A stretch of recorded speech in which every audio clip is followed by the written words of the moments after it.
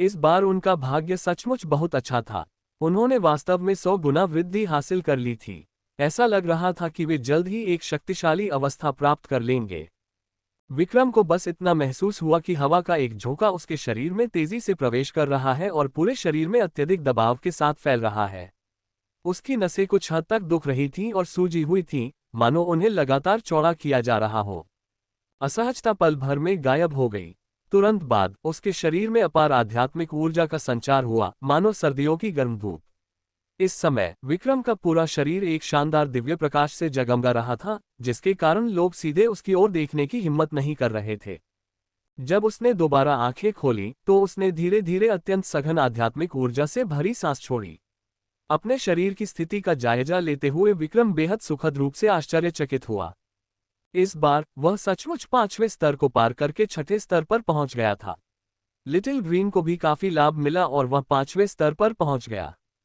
100 गुना वृद्धि वास्तव में बहुत डरावनी है।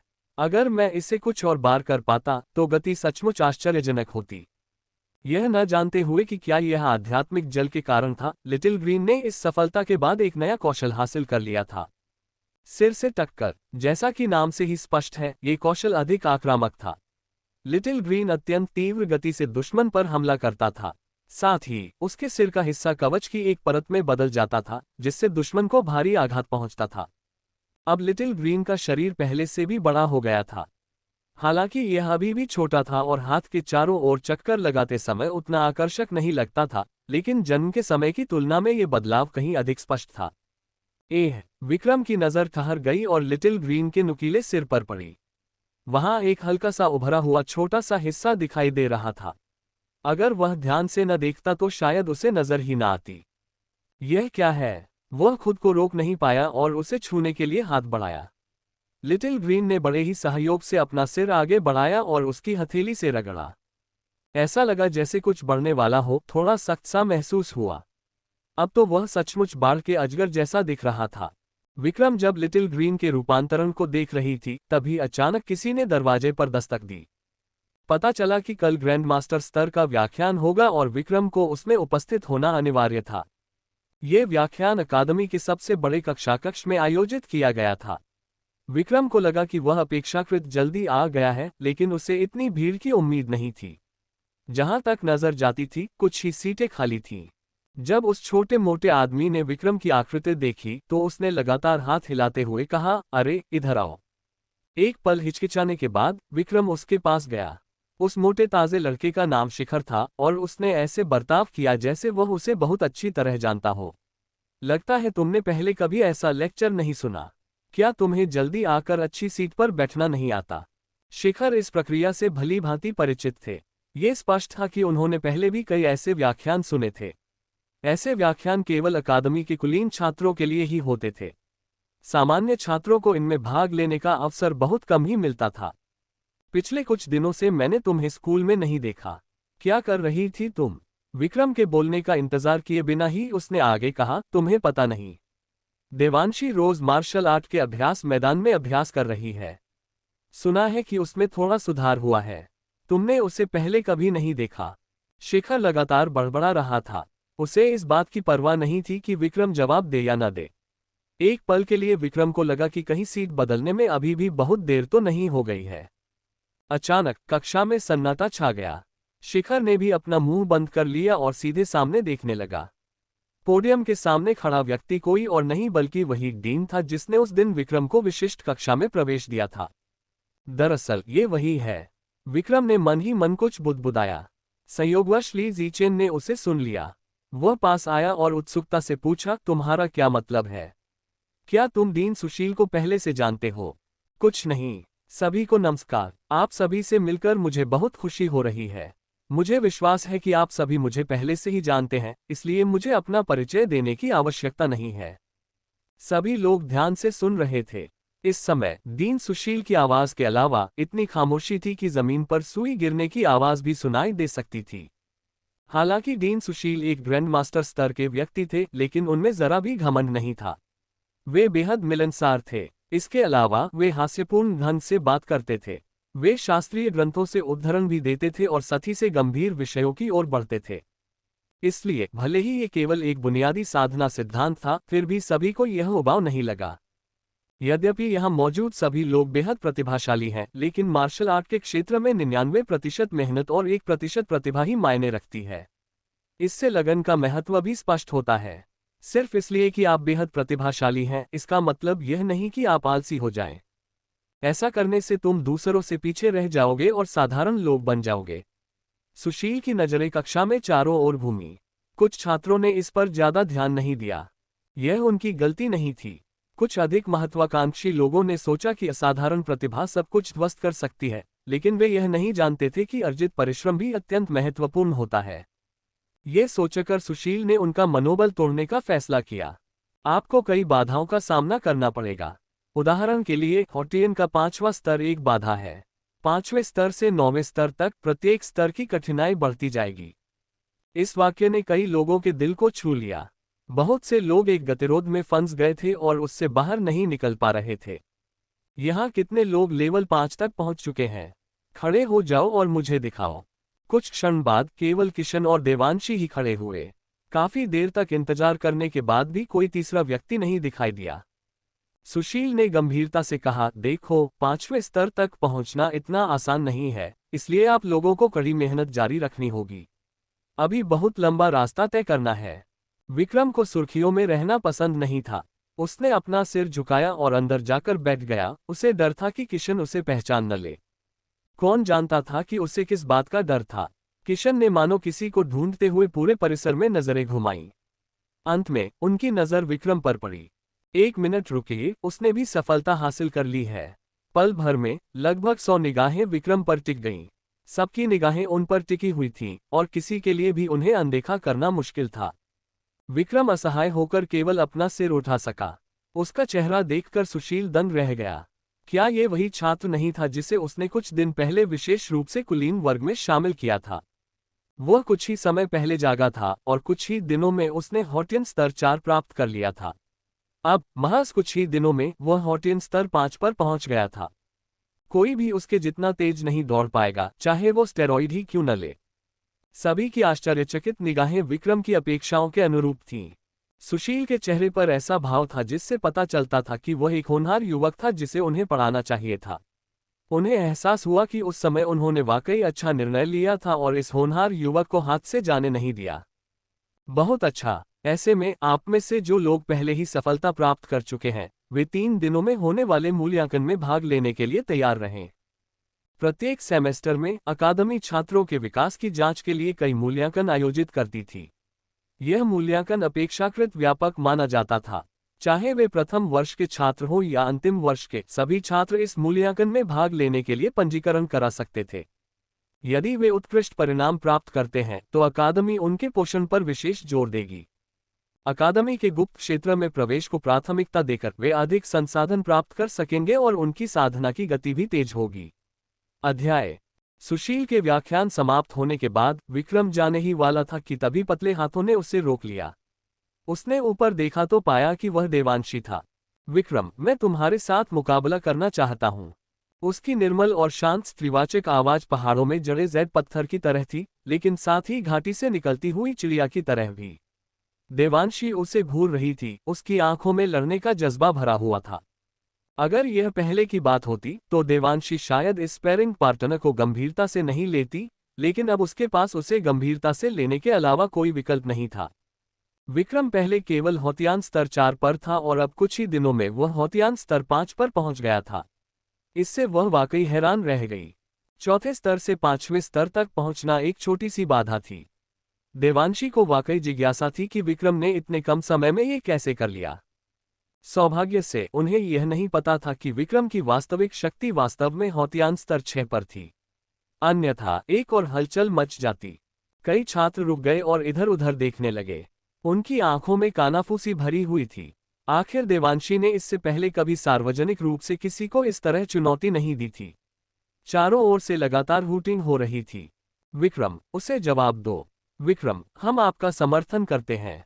कई लड़के अभी भी सीटी बजा रहे थे। देवांशी ने उन पर एक तीखी नजर डाली और वे तुरंत चुप हो गए। इससे पता चलता था कि उसका प्रभाव कितना जबरदस्त था। विक्रम की ओर से काफी देर तक कोई जवाब न देखकर देवांशी ने अपनी भौहें ऊपर उठा ली।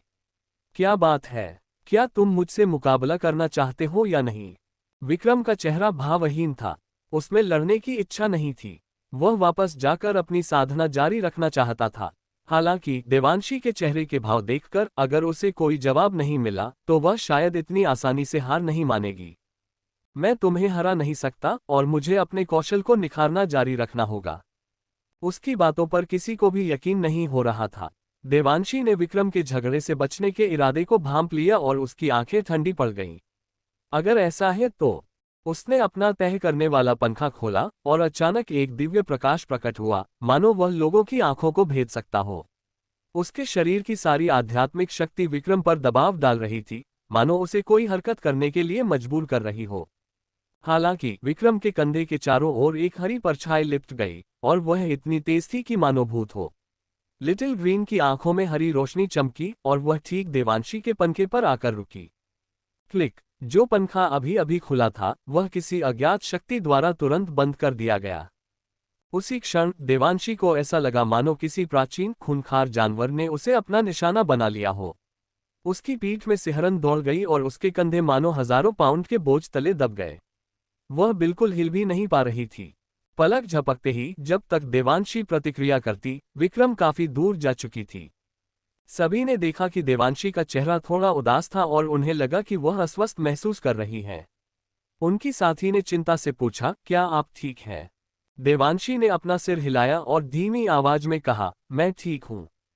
विक्रम जिस दिशा में गई थी उसे देखकर उसकी आंखों में संदेह का भाव झलक रहा था। अभी अभी जो महसूस हुआ उसे याद करके उसे लगा कि कहीं वह मतिभ्रम तो नहीं कर रही थी। इसी बीच विक्रम, जो पहले ही काफी दूर जा चुकी थी, मुस्कुराए और उसने लिटिल ग्रीन के सिर को हल्के से झटका दिया। तुम नन्हे अक्लबाज, तुम्हारी मदद से ही मैं बच पाया, वरना अगर मुझे उससे लड़ना ही पड़ता तो क्या ये समय और ऊर्जा की बर्बादी नहीं होती। अगर मेरे पास समय है तो मैं वापस जाकर अपनी साधना दान कर देता। अपनी साधना त्याग दो। ये शब्द सुनकर लिटिल ग्रीन की आंखें चमक उठी और उसकी जीभ और भी खुशी से बाहर निकल आए, मानो वह विक्रम को जल्दी वापस आने के लिए उकसा रही हो। विक्रम एक बार फिर पहाड़ के पीछे स्थित सुनसान तहखाने में आया। वह पालथी मारकर बैठ गया और अपनी आध्यात्मिक ऊर्जा का संचार करने लगा। उसके चारों ओर एक हल्की सफेद धुंध परत दर परत छा गई। दूर से देखने पर यह एक विशाल सफेद कोकून की तरह लग रही थी। जैसे ही उसने सांस ली, आध्यात्मिक ऊर्जा और भी शुद्ध होकर उसकी नसों में प्रवाहित होने लगी।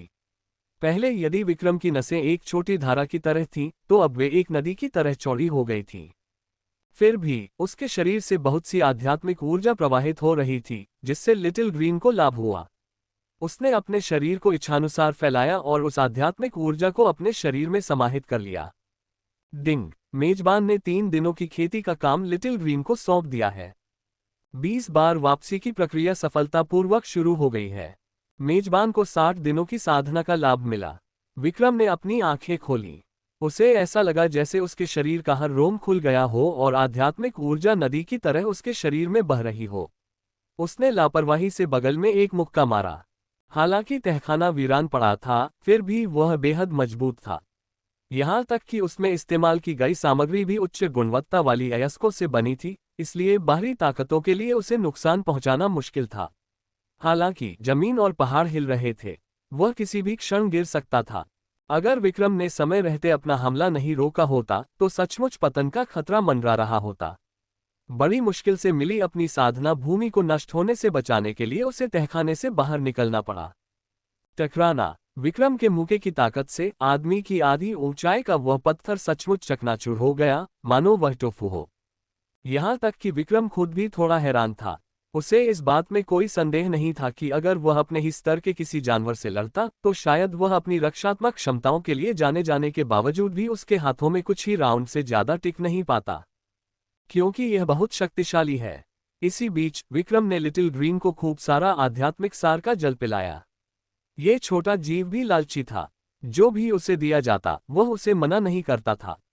मानो उसने बहुत ज्यादा पी लिया हो, वह जमीन पर गिर पड़ा। उसका छोटा सा पेट भी फूल गया था। क्या आपको डर नहीं लगता कि आप अधिक खाने से मर जाएंगे? हालांकि उसने ऐसा कहा था, लेकिन विक्रम को कोई चिंता नहीं थी। आखिरकार लिटिल ग्रीन में एजियो ड्रैगन का वंश था। लिटिल ग्रीन रेंग कर उसके पास आया और खुद को उससे रगड़ने लगा। उसके सिर पर उभरा हुआ छोटा सा हिस्सा थोड़ा और बड़ा हो गया। विक्रम ने यह भी देखा कि उसके पेट से छोटे छोटे पंजों के कुछ जोड़े निकल रहे थे। हालांकि इसके शरीर में ज्यादा बदलाव नहीं हुआ था, लेकिन इसके शरीर पर मौजूद शल्क और भी अधिक पारदर्शी और पन्ना हरे रंग के हो गए थे, जिससे ये बेहद कठोर दिखाई देता था। अब ये बाढ़ के अजगर जैसा दिखता है। एक सांप से लेकर बाढ़ के ड्रैगन तक, विक्रम उस दिन का बेसब्री से इंतजार कर रहा था जब लिटिल ग्रीन एक नीले ड्रैगन में विकसित हो सके। जल्द ही मूल्यांकन का समय आ गया। इस बार काफी संख्या में लोगों ने भाग लिया, अकादमी के लगभग आधे लोग। इस बार के हमारे मूल्यांकन के लिए प्रथम स्थान पाने वाले को 100,000 क्रिस्टल, 1 मार्शल आर्ट मैनुअल और 2 पालतू कौशल पुस्तकें दी जाएंगी। द्वितीय स्थान पाने वाले को 50,000 क्रिस्टल और मार्शल आर्ट मैनुअल दिए जाएंगे, और तृतीय स्थान पाने वाले को 30,000 क्रिस्टल और पालतू कौशल पुस्तक दी जाएगी। भीड़ अचानक खुशी से झूम उठी। उन्हें अकादमी से इतनी उदारता की उम्मीद नहीं थी। पिछली बार दिए गए पुरस्कारों की तुलना में इस बार का पुरस्कार कई गुना अधिक था। प्रतियोगिता का प्रारूप भी पिछली प्रतियोगिताओं से अलग था। ये रिंग की तरह ही एक दूसरे के आमने सामने की प्रतियोगिता थी। रिंग मास्टर रिंग की अच्छी तरह से रक्षा करता था और बाकी प्रतियोगी लॉटरी निकालकर रिंग में प्रवेश करने के लिए चुनौती देते थे। इस प्रारूप के कुछ फायदे और कुछ नुकसान थे। एक पल के लिए सबके चेहरे पर अलग अलग भाव थे। अगर हमारा सामना किसी शक्तिशाली रिंग मास्टर से हुआ तो हम मुश्किल में पड़ जाएंगे, लेकिन अगर हमारा सामना किसी कमजोर रिंग मास्टर से हुआ तो शायद हमारे पास अभी भी मौका हो। अकादमी बेवकूफ नहीं है। वे तुम्हें इस खामी का फायदा उठाने कैसे दे सकते हैं? क्या तुमने शिक्षक को ये कहते नहीं सुना कि बचे हुए कुछ रिंग मास्टर्स को अभी भी एक दूसरे के खिलाफ प्रतिस्पर्धा करनी है? वहां छात्र बड़े उत्साह से चर्चा कर रहे थे। हालांकि सबसे पहले आने वाला व्यक्ति पहले ही मंच पर आ चुका था। दरअसल वह किशन थी। क्या सच में ये दानव देवता है? हे भगवान, कृपया मुझे इससे लड़ने मत देना। हर कोई थोड़ा घबराया हुआ था। किशन की ताकत कौन नहीं जानता था। वह अकादमी के सर्वश्रेष्ठ छात्रों में से एक था और उससे सामना होने का मतलब था कि जीतने की कोई उम्मीद नहीं थी। मुझे आश्चर्य है कि किस बदनसीब व्यक्ति को किशन का चित्र मिलेगा। विक्रम ने अपने हाथ में लगे नेम टैग को देखा। वह वही बदनसीब इंसान बन गया था जिसके बारे में हर कोई बात कर रहा था। शेखर ने सहानुभूति भरी नजर से उसका कंधा थपथपाया और कहा, भाई, तुम्हारा साथी देवांशी है और प्रतिद्वंदी किशन है। तुम्हारा चेहरा सचमुच उदास है। दरअसल उसने किशन को चुना। विक्रम को कुलीन वर्ग में नवागंतुक बताया जाता है। वह हौतियान क्षेत्र के 5वें स्तर पर प्रतीत होता है। उसने कुछ समय पहले ही सफलता प्राप्त की है, इसलिए किशन के विरुद्ध उसकी जीत की संभावना अधिक नहीं है। किशन ने बहुत पहले ही सफलता प्राप्त कर ली है। वह अब हौतियान स्तर के 6ठे पायदान पर है और उसकी शक्ति अभी भी अज्ञात है। ये हौतियान स्तर के 7वें पायदान पर भी हो सकती है। उन दोनों के बीच का अंतर काफी बड़ा है। वे कैसे लड़ेंगे? अगर वह किसी और से लड़ता तो ठीक होता, लेकिन उसे किशन से ही लड़ना था। भीड़ आपस में फुसफुसा रही थी। वे विक्रम को दिल से पसंद नहीं करते थे। ठीक उसी समय जब सबको लगा कि उसका खेल खत्म हो गया है, मंच पर किशन का चेहरा कुछ गंभीर दिखाई दिया। मुझे याद है कि उस समय मैंने आपके साथ मुकाबला करने की उम्मीद की थी। मुझे इतनी जल्दी इस सपने के साकार होने की उम्मीद नहीं थी। मुझे भी इसकी उम्मीद नहीं थी। ये बातचीत सुनकर ऐसा लगा मानो वे दोनों एक दूसरे को जानते हों और भीड़ को थोड़ा अजीब लगा। आखिर किशन अपेक्षाकृत शक्तिशाली था और वह दूसरों के साथ मेलजोल रखना पसंद नहीं करता था। वह अकादमी में अकेले रहने का आदी था और उन्होंने कभी उसके किसी मित्र के बारे में नहीं सुना था। विक्रम धीरे धीरे अखाड़े में दाखिल हुआ और उसके द्वारा छोड़े गए अदृश्य दबाव ने किशन को भौहें चढ़ाने पर मजबूर कर दिया। ये शक्तिशाली आध्यात्मिक शक्ति पिछली बार देखी गई शक्ति से भी कहीं अधिक प्रबल थी। क्या विक्रम ने फिर से अपनी शक्ति का चरम हासिल कर लिया था? मार्शल आर्ट्स एसोसिएशन में विक्रम के प्रदर्शन को याद करते हुए किशन ने अपनी सतर्कता कम करने की हिम्मत नहीं की। एक चकाचौंध भरी सफेद रोशनी कौंधी और ठंडी हवा उनकी ओर बहने लगी। जमीन पर बनी विशाल और जटिल संरचना धुंधली सी दिखाई दे रही थी, जो उसकी सर्वोच्च भव्यता को प्रकट कर रही थी। सभी एक साथ पीछे हटने को मजबूर हो गए। सफेद बर्फ जैसे घने फर वाला एक विशालकाय जानवर अखाड़े के केंद्र में प्रकट हुआ। वह अपने साथ हवा और बर्फ लेकर आया। अखाड़ा भी हिल गया। ये 4 सितारा पालतू जानवर था, फ्रॉस्टैप। उसी समय किशन ने भी प्रतीक्षा करते हुए रक्षात्मक और आक्रामक रुख अपनाया। सभी लोग अचंभित रह गए। ऐसा नहीं था कि उन्होंने पहले किशन के अन्य मूल्यांकन परीक्षण नहीं देखे थे, लेकिन ये पहली बार था जब उन्होंने इस तरह की लड़ाई देखी थी। इससे सभी को ऐसा महसूस हुआ मानो वे किसी महान शत्रु का सामना कर रहे हों। किशन को क्या हो गया है? उसने तो शुरुआत से ही 4 सितारा पालतू जानवर को बुला लिया था। क्या वह अब भी लोगों को जीने देना चाहता है? इस आदमी और जानवर की युद्ध शक्ति में अभूतपूर्व वृद्धि हुई है। क्या ऐसा हो सकता है कि वह इस बार लड़ाई को जल्दी खत्म करके विक्रम को एक ही झटके में मार डालना चाहता हो? फ्रॉस्ट ऐप में असाधारण फुर्ती और आक्रमण शक्ति होती है। अगर कोई इसकी चपेट में आ जाए तो वह गति धीमी कर देता है। फ्रॉस्ट बैराज भी एक अचूक घातक कौशल है। अगर ये दुश्मन को लगता है तो न केवल भारी क्षति पहुंचाता है, बल्कि उसे बर्फ के टुकड़ों में जमा देता है और उसकी चलने फिरने की क्षमता छीन लेता है। सभी लोग विक्रम को और भी अधिक सहानुभूति से देखने लगे। मुझे आश्चर्य है कि विक्रम का पालतू जानवर क्या है। शायद ये युद्ध शक्ति की कमी को पूरा कर सकता है। कम से कम यह इतनी बुरी तरह से नहीं हारेगा। केवल समान स्टार स्तर का या उससे अधिक शक्तिशाली पालतू जानवर ही लड़ने की क्षमता रख सकता है। लिटिल ग्रीन, विक्रम ने धीमी आवाज में चिल्लाया। हरी परछाई पहाड़ के चारों ओर लिपटी हुई हरी लता जैसी थी। सभी ने अपनी आंखें चौड़ी करने की पूरी कोशिश की। तभी उन्हें स्पष्ट रूप से दिखाई दिया कि वह हरी लता नहीं, बल्कि एक छोटा हरा सांप था। क्या यह विक्रम का पालतू जानवर हो सकता है? सभी लोग और भी ज्यादा अवाक रह गए। 2 सितारा पालतू जानवर तो बर्फीले बंदर की भुजा जितना भी मोटा नहीं था। बस इतना ही। इसे तो शायद एक थप्पड़ से ही मारा जा सकता है। 2 सितारा बनाम 4 सितारा पालतू जानवर, इसमें कोई संदेह नहीं था। पालतू जानवरों के बीच स्तर का अंतर सिर्फ दिखावा नहीं था। इस बार विक्रम का खेल निश्चित रूप से खत्म हो गया था। लगता है इस बार वाकई कोई उम्मीद नहीं है। जाना। किशन के आदेश का पालन करते हुए फ्रॉस्टऐप एक सफेद बिजली की तरह विक्रम की ओर तेजी से बढ़ा। उसकी गति को नंगी आंखों से देखना असंभव था। उसके नुकीले पंजे ठंडी रोशनी से जगमगा रहे थे। जैसे ही वह विक्रम के शरीर पर वार करने वाला था, विक्रम ने हमले से खुद को बचा लिया। उसका शरीर एक भूत की तरह था, मानो वह हमेशा बदलते और अप्रत्याशित बादलों और कोहरे जैसा था। किसी ने उत्साह से कहा, वाह, शानदार मूवमेंट तकनीक। सभी को लगा कि यह किसी प्रकार की साधना तकनीक थी जिसके कारण अपनी चपलता के लिए प्रसिद्ध हिम वानर विक्रम को पकड़ नहीं पा रहा था। हालांकि उन्हें यह नहीं पता था कि उसे लिटिल ग्रीन के कौशल सोआरिंग क्लाउड का लाभ प्राप्त था। इस तरह से बचाव करते रहना ठीक नहीं है। अंधाधुंध बचाव करने से कुछ भी हासिल नहीं होगा। मुझे डर है कि जब किशन अपनी अंतिम शक्ति का प्रयोग करेगा तब लड़ाई खत्म हो जाएगी। अगर विक्रम सीधे हमला करता है तो उसके जीतने की कोई उम्मीद नहीं है। हालांकि अगर वह चालबाजी की तकनीकों के जरिए जीतने का कोई और तरीका ढूंढना चाहता है और छुपकर हमला करने का मौका तलाशता है तो सफलता की संभावना बहुत कम है। फिर भी विक्रम से किसी को भी बहुत उम्मीदें नहीं थीं। आखिरकार असीम शक्ति के सामने सभी अपरंपरागत तरीके व्यर्थ थे। सभी को लगा कि विक्रम लुओकिन को नहीं हरा सकता, इसलिए उसने उसके हमलों से बचने का विकल्प चुना। उन्हें लगा कि वह समय बिताना चाहता है ताकि उसे बुरी तरह हार का सामना न करना पड़े। अपने हमलों को असफल होते देख किशन धीरे धीरे अपना धैर्य खोने लगा। इससे भी महत्वपूर्ण बात यह थी कि अन्य लोग लड़ाई को स्पष्ट रूप से नहीं देख पा रहे थे और उन्हें लग सकता था कि वह विक्रम पर नरमी बरत रहा है। हालांकि वह इसे मंच से स्पष्ट रूप से देख सकता था। विक्रम न केवल सहज दिख रहा था, बल्कि उसका व्यवहार कुछ हद तक लापरवाह भी था, मानो वह कोई खेल खेल रहा हो। इससे उसे थोड़ी बेचैनी हुई और वह जल्द से जल्द लड़ाई खत्म करना चाहता था। गर्जन। आकाश में एक भयानक दहाड़ गूंजी और हवा का तापमान तेजी से गिर गया। यहां तक कि अखाड़ा भी धीरे धीरे बर्फ के पतले क्रिस्टलों की परत से ढक गया।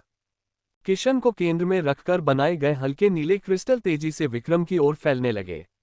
जहां से भी बर्फीला बंदर गुजरता, वहां और भी ठंड बढ़ जाती, मानो खून भी जम गया हो। हवा में अनगिनत बर्फ के क्रिस्टल संघनित होकर किशन के चारों ओर तैरने लगे और एक घने जाल की तरह विक्रम को घेर लिया। अगर उसके पास पंख भी होते तो भी उसके लिए बचना मुश्किल होता। देखते हैं इस बार तुम कैसे बचोगे। मंच के नीचे बैठे दर्शकों पर भी भारी दबाव महसूस हो रहा था। उनकी सांसें भी पाले और बर्फ से सनी हुई थीं। वे अपने शरीर को सिकोड़ने और अपने कपड़े कसकर पकड़ने के लिए मजबूर हो गए थे। क्या यही किशन की असली ताकत है? 4 सितारा फ्रॉस्ट ऐप वाकई अपनी प्रतिष्ठा के योग्य है।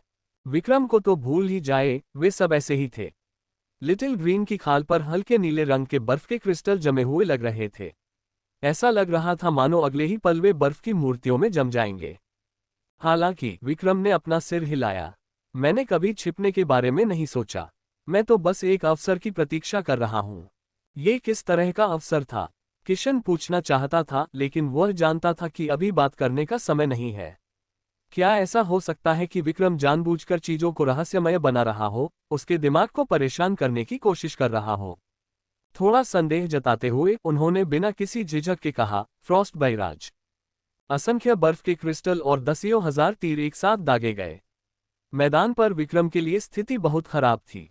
भीड़ को शायद पहले से ही पता था कि विक्रम और उसके पालतू जानवर को छलनी में डालकर क्या अंजाम भुगतना पड़ेगा। वे ये सब सहन नहीं कर सके और नजरें फेर लीं। इसी क्षण परिस्थिति में अचानक परिवर्तन आ गया। तीव्र दबाव के कारण लिटिल ग्रीन की आंखों में लड़ने की तीव्र इच्छा जागृत हुई। उसने अचानक अपना शरीर सीधा किया। आकाश से हरी रोशनी उतरी और हवा में एक विशाल छाया में सिमट गई। वह पलक झपकते ही गायब हो गई। जितना ताकतवर प्रतिद्वंदी होता था, उतना ही दमदार होता था। कल लिटिल ग्रीन जीत के बेहद करीब था और आज आखिरकार उसने जीत हासिल कर ली। अध्याय। लिटिल ग्रीन के शरीर पर धुंधली सी दिखाई देने वाली जादुई आकृति को देखते हुए किशन की पुतलियां अचानक फैल गईं और उसके मन में एक विचार कौंध गया। ऐसा लग रहा था कि वह समझ गया है कि विक्रम का समय को लेकर क्या मतलब था। आप वास्तव में दरअसल विक्रम 4 सितारा बर्फीले बंदर के दबाव का इस्तेमाल लिटिल ग्रीन को मजबूत बनाने के लिए करना चाहता था। आखिरकार अगले स्तर पर पहुंचने में बस एक कदम का फासला था, इसीलिए उसने शुरुआत में लड़ाई से परहेज किया था। किशन की तो बात ही छोड़िए, बाकी लोगों को भी विक्रम से इस मामले में इतनी हिम्मत की उम्मीद नहीं थी। आखिर 2 सितारा पालतू जानवर के लिए 4 सितारा जानवर के दबाव को झेलना मुश्किल था।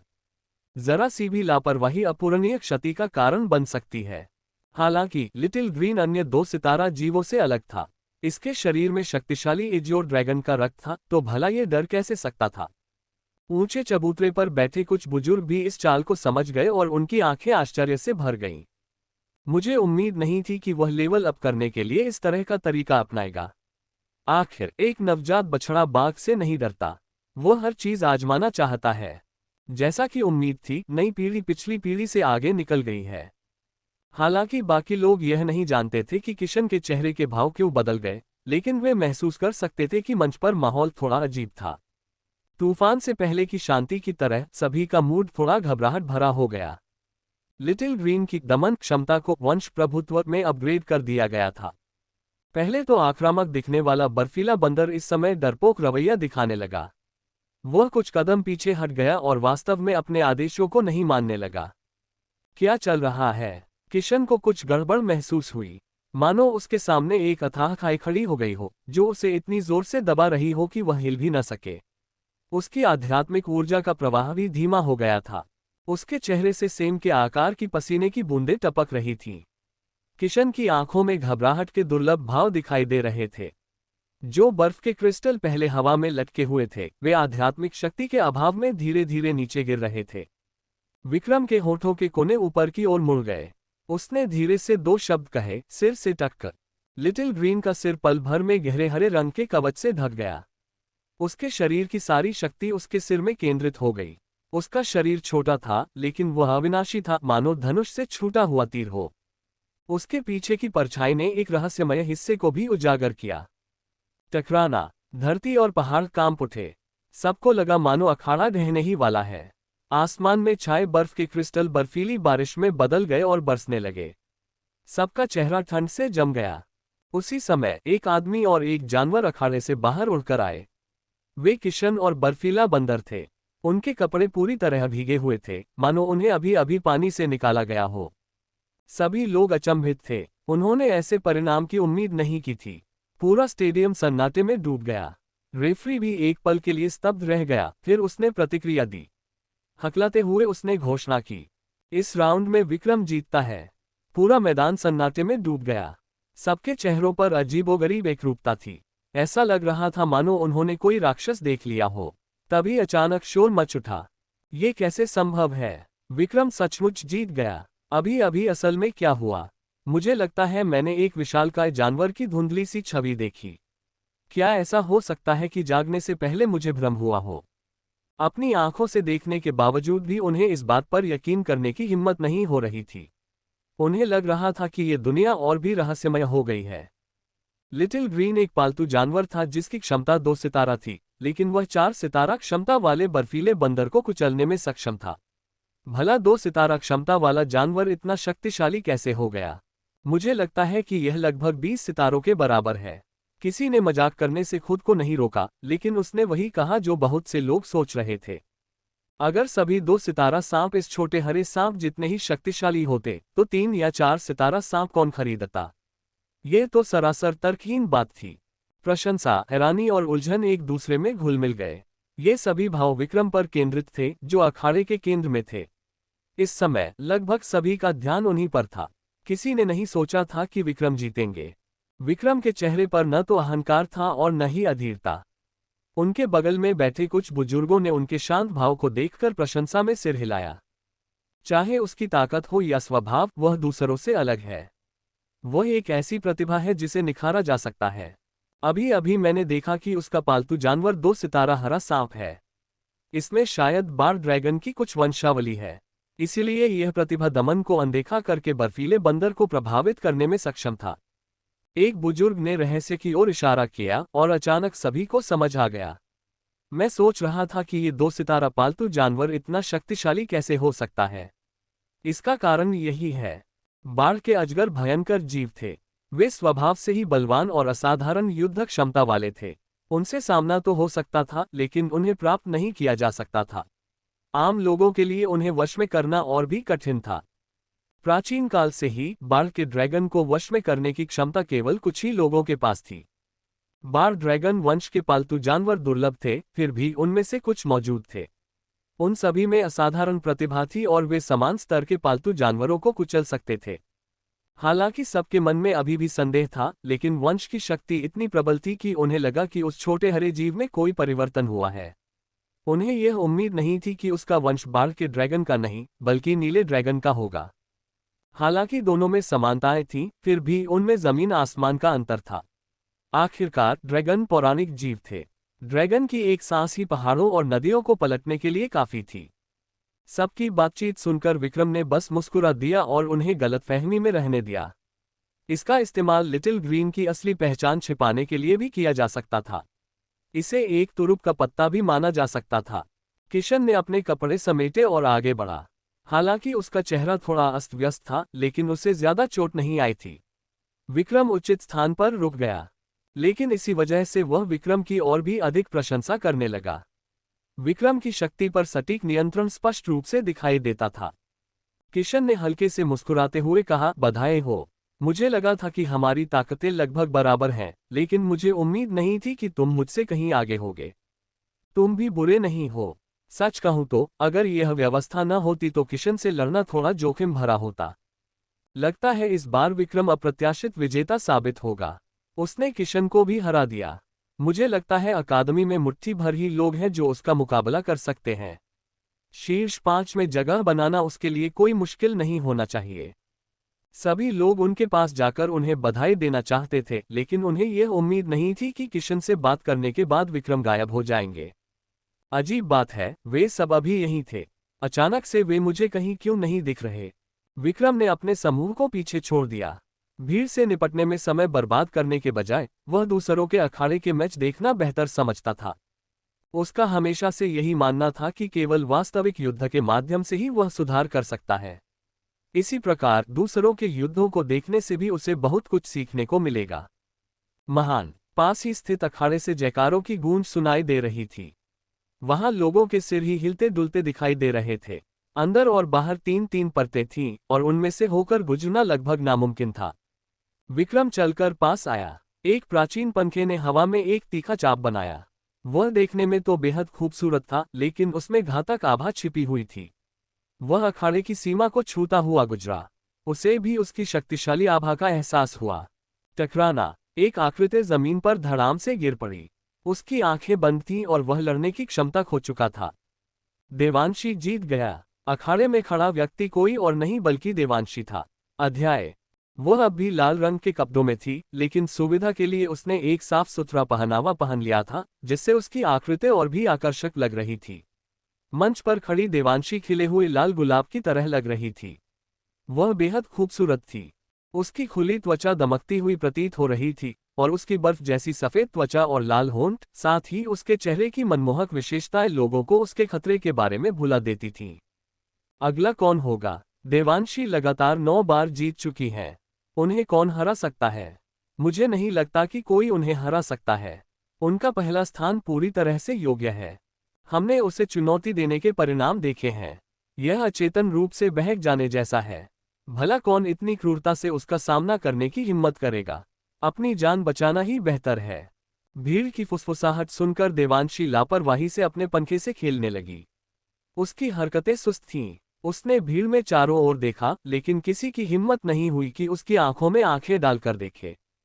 कितने उबाऊ हैं, ये सब के सब काया हैं। ये सुनकर भीड़ ने पलटवार करने की हिम्मत नहीं की। उन्हें डर था कि देवांशी अचानक उन्हें पनखा मारकर उनकी सुस्ती दूर कर देगा।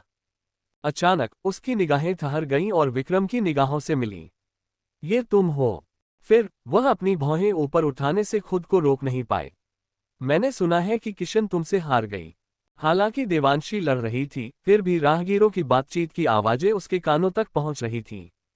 उसे लगातार 10 जीत हासिल करने के लिए सिर्फ एक और मैच जीतना था। वह लड़ने के मूड में थी, और विक्रम एक अच्छा प्रतिद्वंद्वी था। क्या तुम मुझसे लड़ने की हिम्मत रखते हो?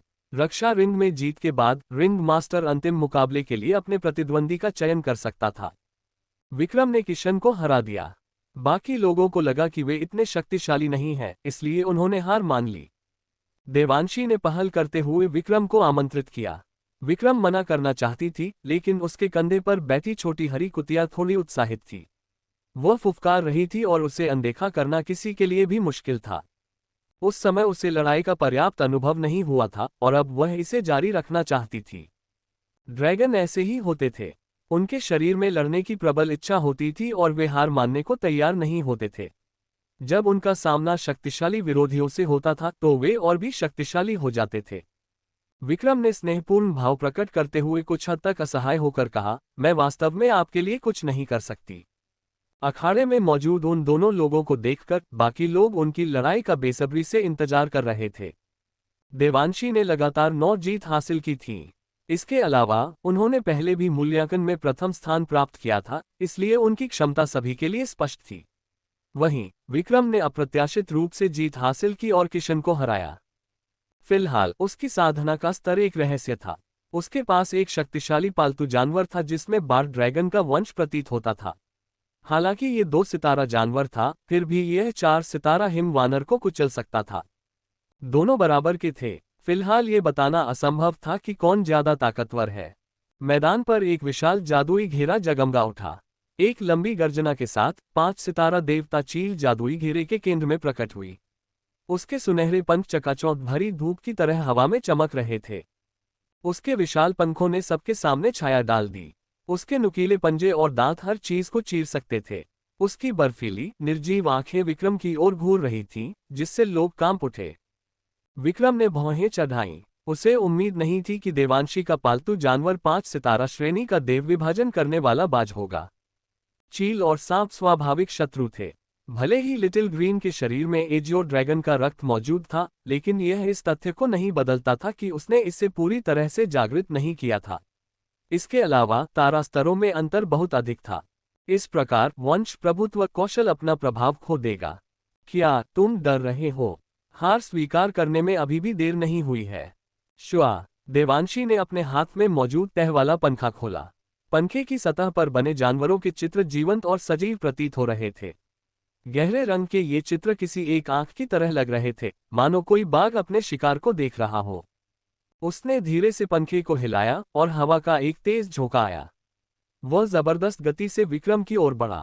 पहले कुछ प्रतिद्वंद्वी अपनी लापरवाही और प्रतिद्वंद्वी को कम आंकने के कारण अखाड़े से बाहर हो गए थे। भले ही उनके पीछे खड़े लोग सतर्क थे, फिर भी वे कुछ मिनटों के लिए भी तेज हवा के झोंके का सामना नहीं कर पाते। विक्रम का वस्त्र हवा में इधर उधर उड़ रहा था। अगर वह पहले से ही सतर्क न होता तो शायद वह भी उससे पहले मारे गए बदकिस्मत लोगों में से एक होता। देवांशी ने हाथ से इशारा किया और पंखा लगातार हिलता रहा। उसके पतले हाथों और तय करने वाले पंखे को देखकर आखिरकार सबको समझ आ गया कि प्याज की जड़ जितनी पतली उंगलियां होने का क्या मतलब होता है। हालांकि ये दृश्य देखने में मनमोहक था, लेकिन विक्रम का मन इसका आनंद लेने का नहीं था। तेज हवा लगातार चल रही थी। ऐसा लग रहा था मानो अखाड़ा ही नहीं, लोग भी उड़ जाएंगे। यहां तक कि वह भी कुछ कदम पीछे हटने को मजबूर हो गया।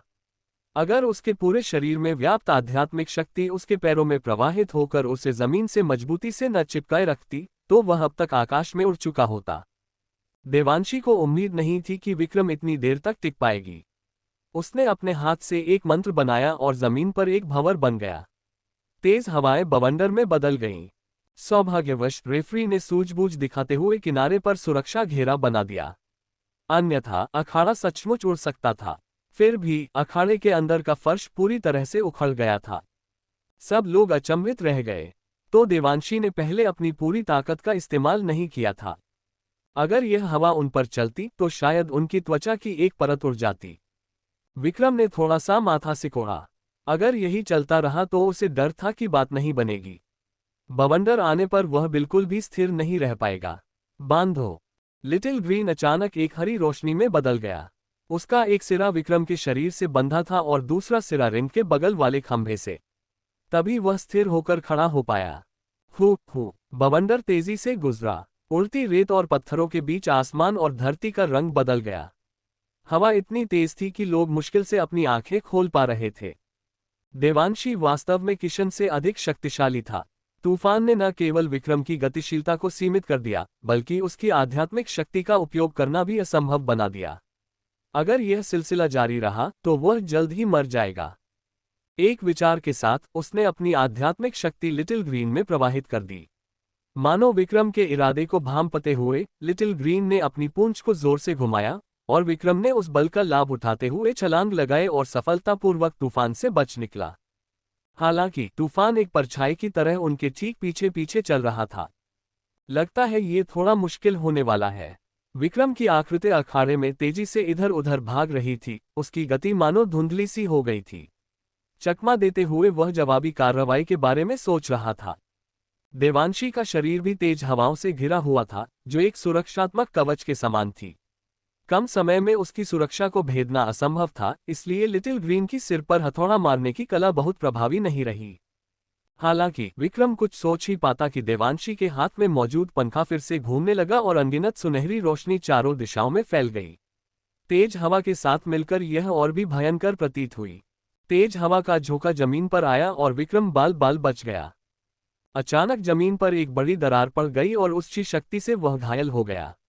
वह कल्पना भी नहीं कर सकता था कि अगर वह किसी व्यक्ति के शरीर पर लगती तो क्या होता। मंच के नीचे खड़े लोग विक्रम के लिए पसीना बहाने से खुद को रोक नहीं पाए। देवांशी सचमुच बहुत निर्दयी है। यह एक प्रतियोगिता है, इसलिए कोई बड़ी समस्या नहीं होनी चाहिए। इसके अलावा मंच से एक शिक्षक भी देख रहे हैं। मुझे लगता है कि विक्रम हमेशा से ही नुकसान में रहा है। अगर हालात ऐसे ही बने रहे तो मुझे डर है कि देवांशी जीत जाएगा।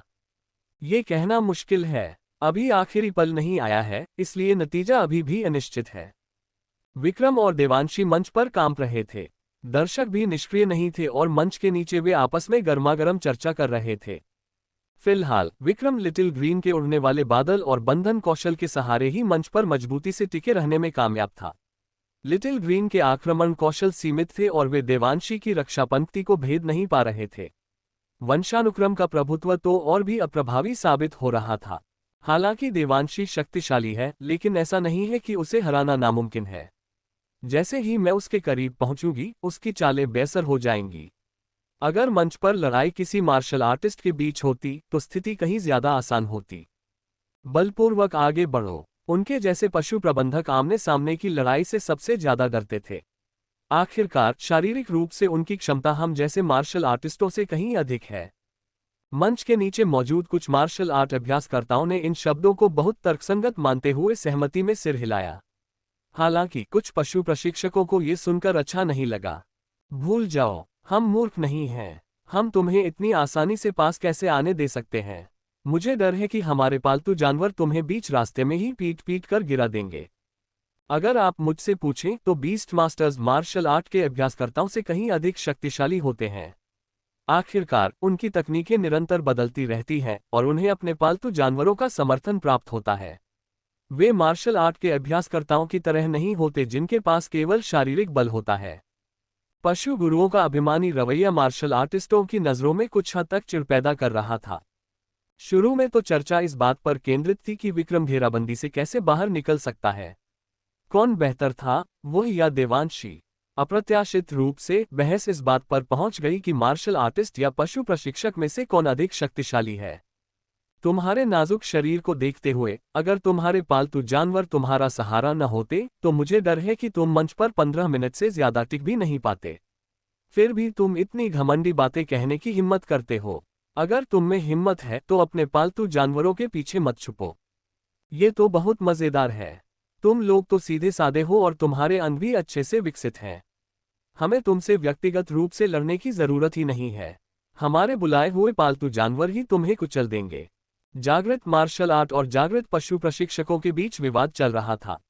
दोनों पक्ष एक दूसरे को काली आंखों वाले मुर्गों की तरह घूर रहे थे, मानो अपने अपने पेशे की शक्ति साबित करने की कोशिश कर रहे हों। हवा में बारूद की गंध और भी तीव्र होती गई, लेकिन मंच पर मौजूद लोगों ने इस पर ध्यान नहीं दिया। देवांशी ने भौहें चढ़ाईं। अगर यह अतीत की बात होती तो एक साधारण व्यक्ति उसके भयंकर हमले से मंच से बाहर हो जाता। लेकिन विक्रम इतनी देर तक टिकी रही, यह उसके लिए वाकई आश्चर्यजनक था। हालांकि विक्रम निष्क्रिय स्थिति में था, लेकिन यह स्पष्ट था कि वह बहुत शक्तिशाली था। संभवतः उसके पास कुछ और भी चालें होंगी। उसका मन थोड़ा सा विचलित हुआ और उसने हाथ से एक मंत्र का जाप किया। उसी समय उसने अपना पंखा हवा में लहराया। पंखा पल भर में अतुलनीय रूप से विशाल हो गया और उससे निकलने वाली हवा और भी अधिक शक्तिशाली और उग्र हो गई। ऐसा लगा मानो हवा दो हिस्सों में बंट गई हो। असंख्य मंजिलें उलट गईं और यहां तक कि किनारे के खंभे भी गिरने की कगार पर थे। लिटिल ग्रीन का शरीर कांपने लगा था। ये देखकर विक्रम के लिए स्थिति और भी प्रतिकूल होती जा रही थी। देवांशी के पंखे को नियंत्रित करने के क्षण का फायदा उठाते हुए विक्रम को आखिरकार सही मौका मिल गया। Octane blast! एक जोरदार चीख के साथ विक्रम की आभा बदल गई। वह वहीं मजबूती से खड़ा रहा और ऐसा लगा मानो पहाड़ों और नदियों में परिवर्तित हो गया हो। कोई उससे हिला नहीं सकता था।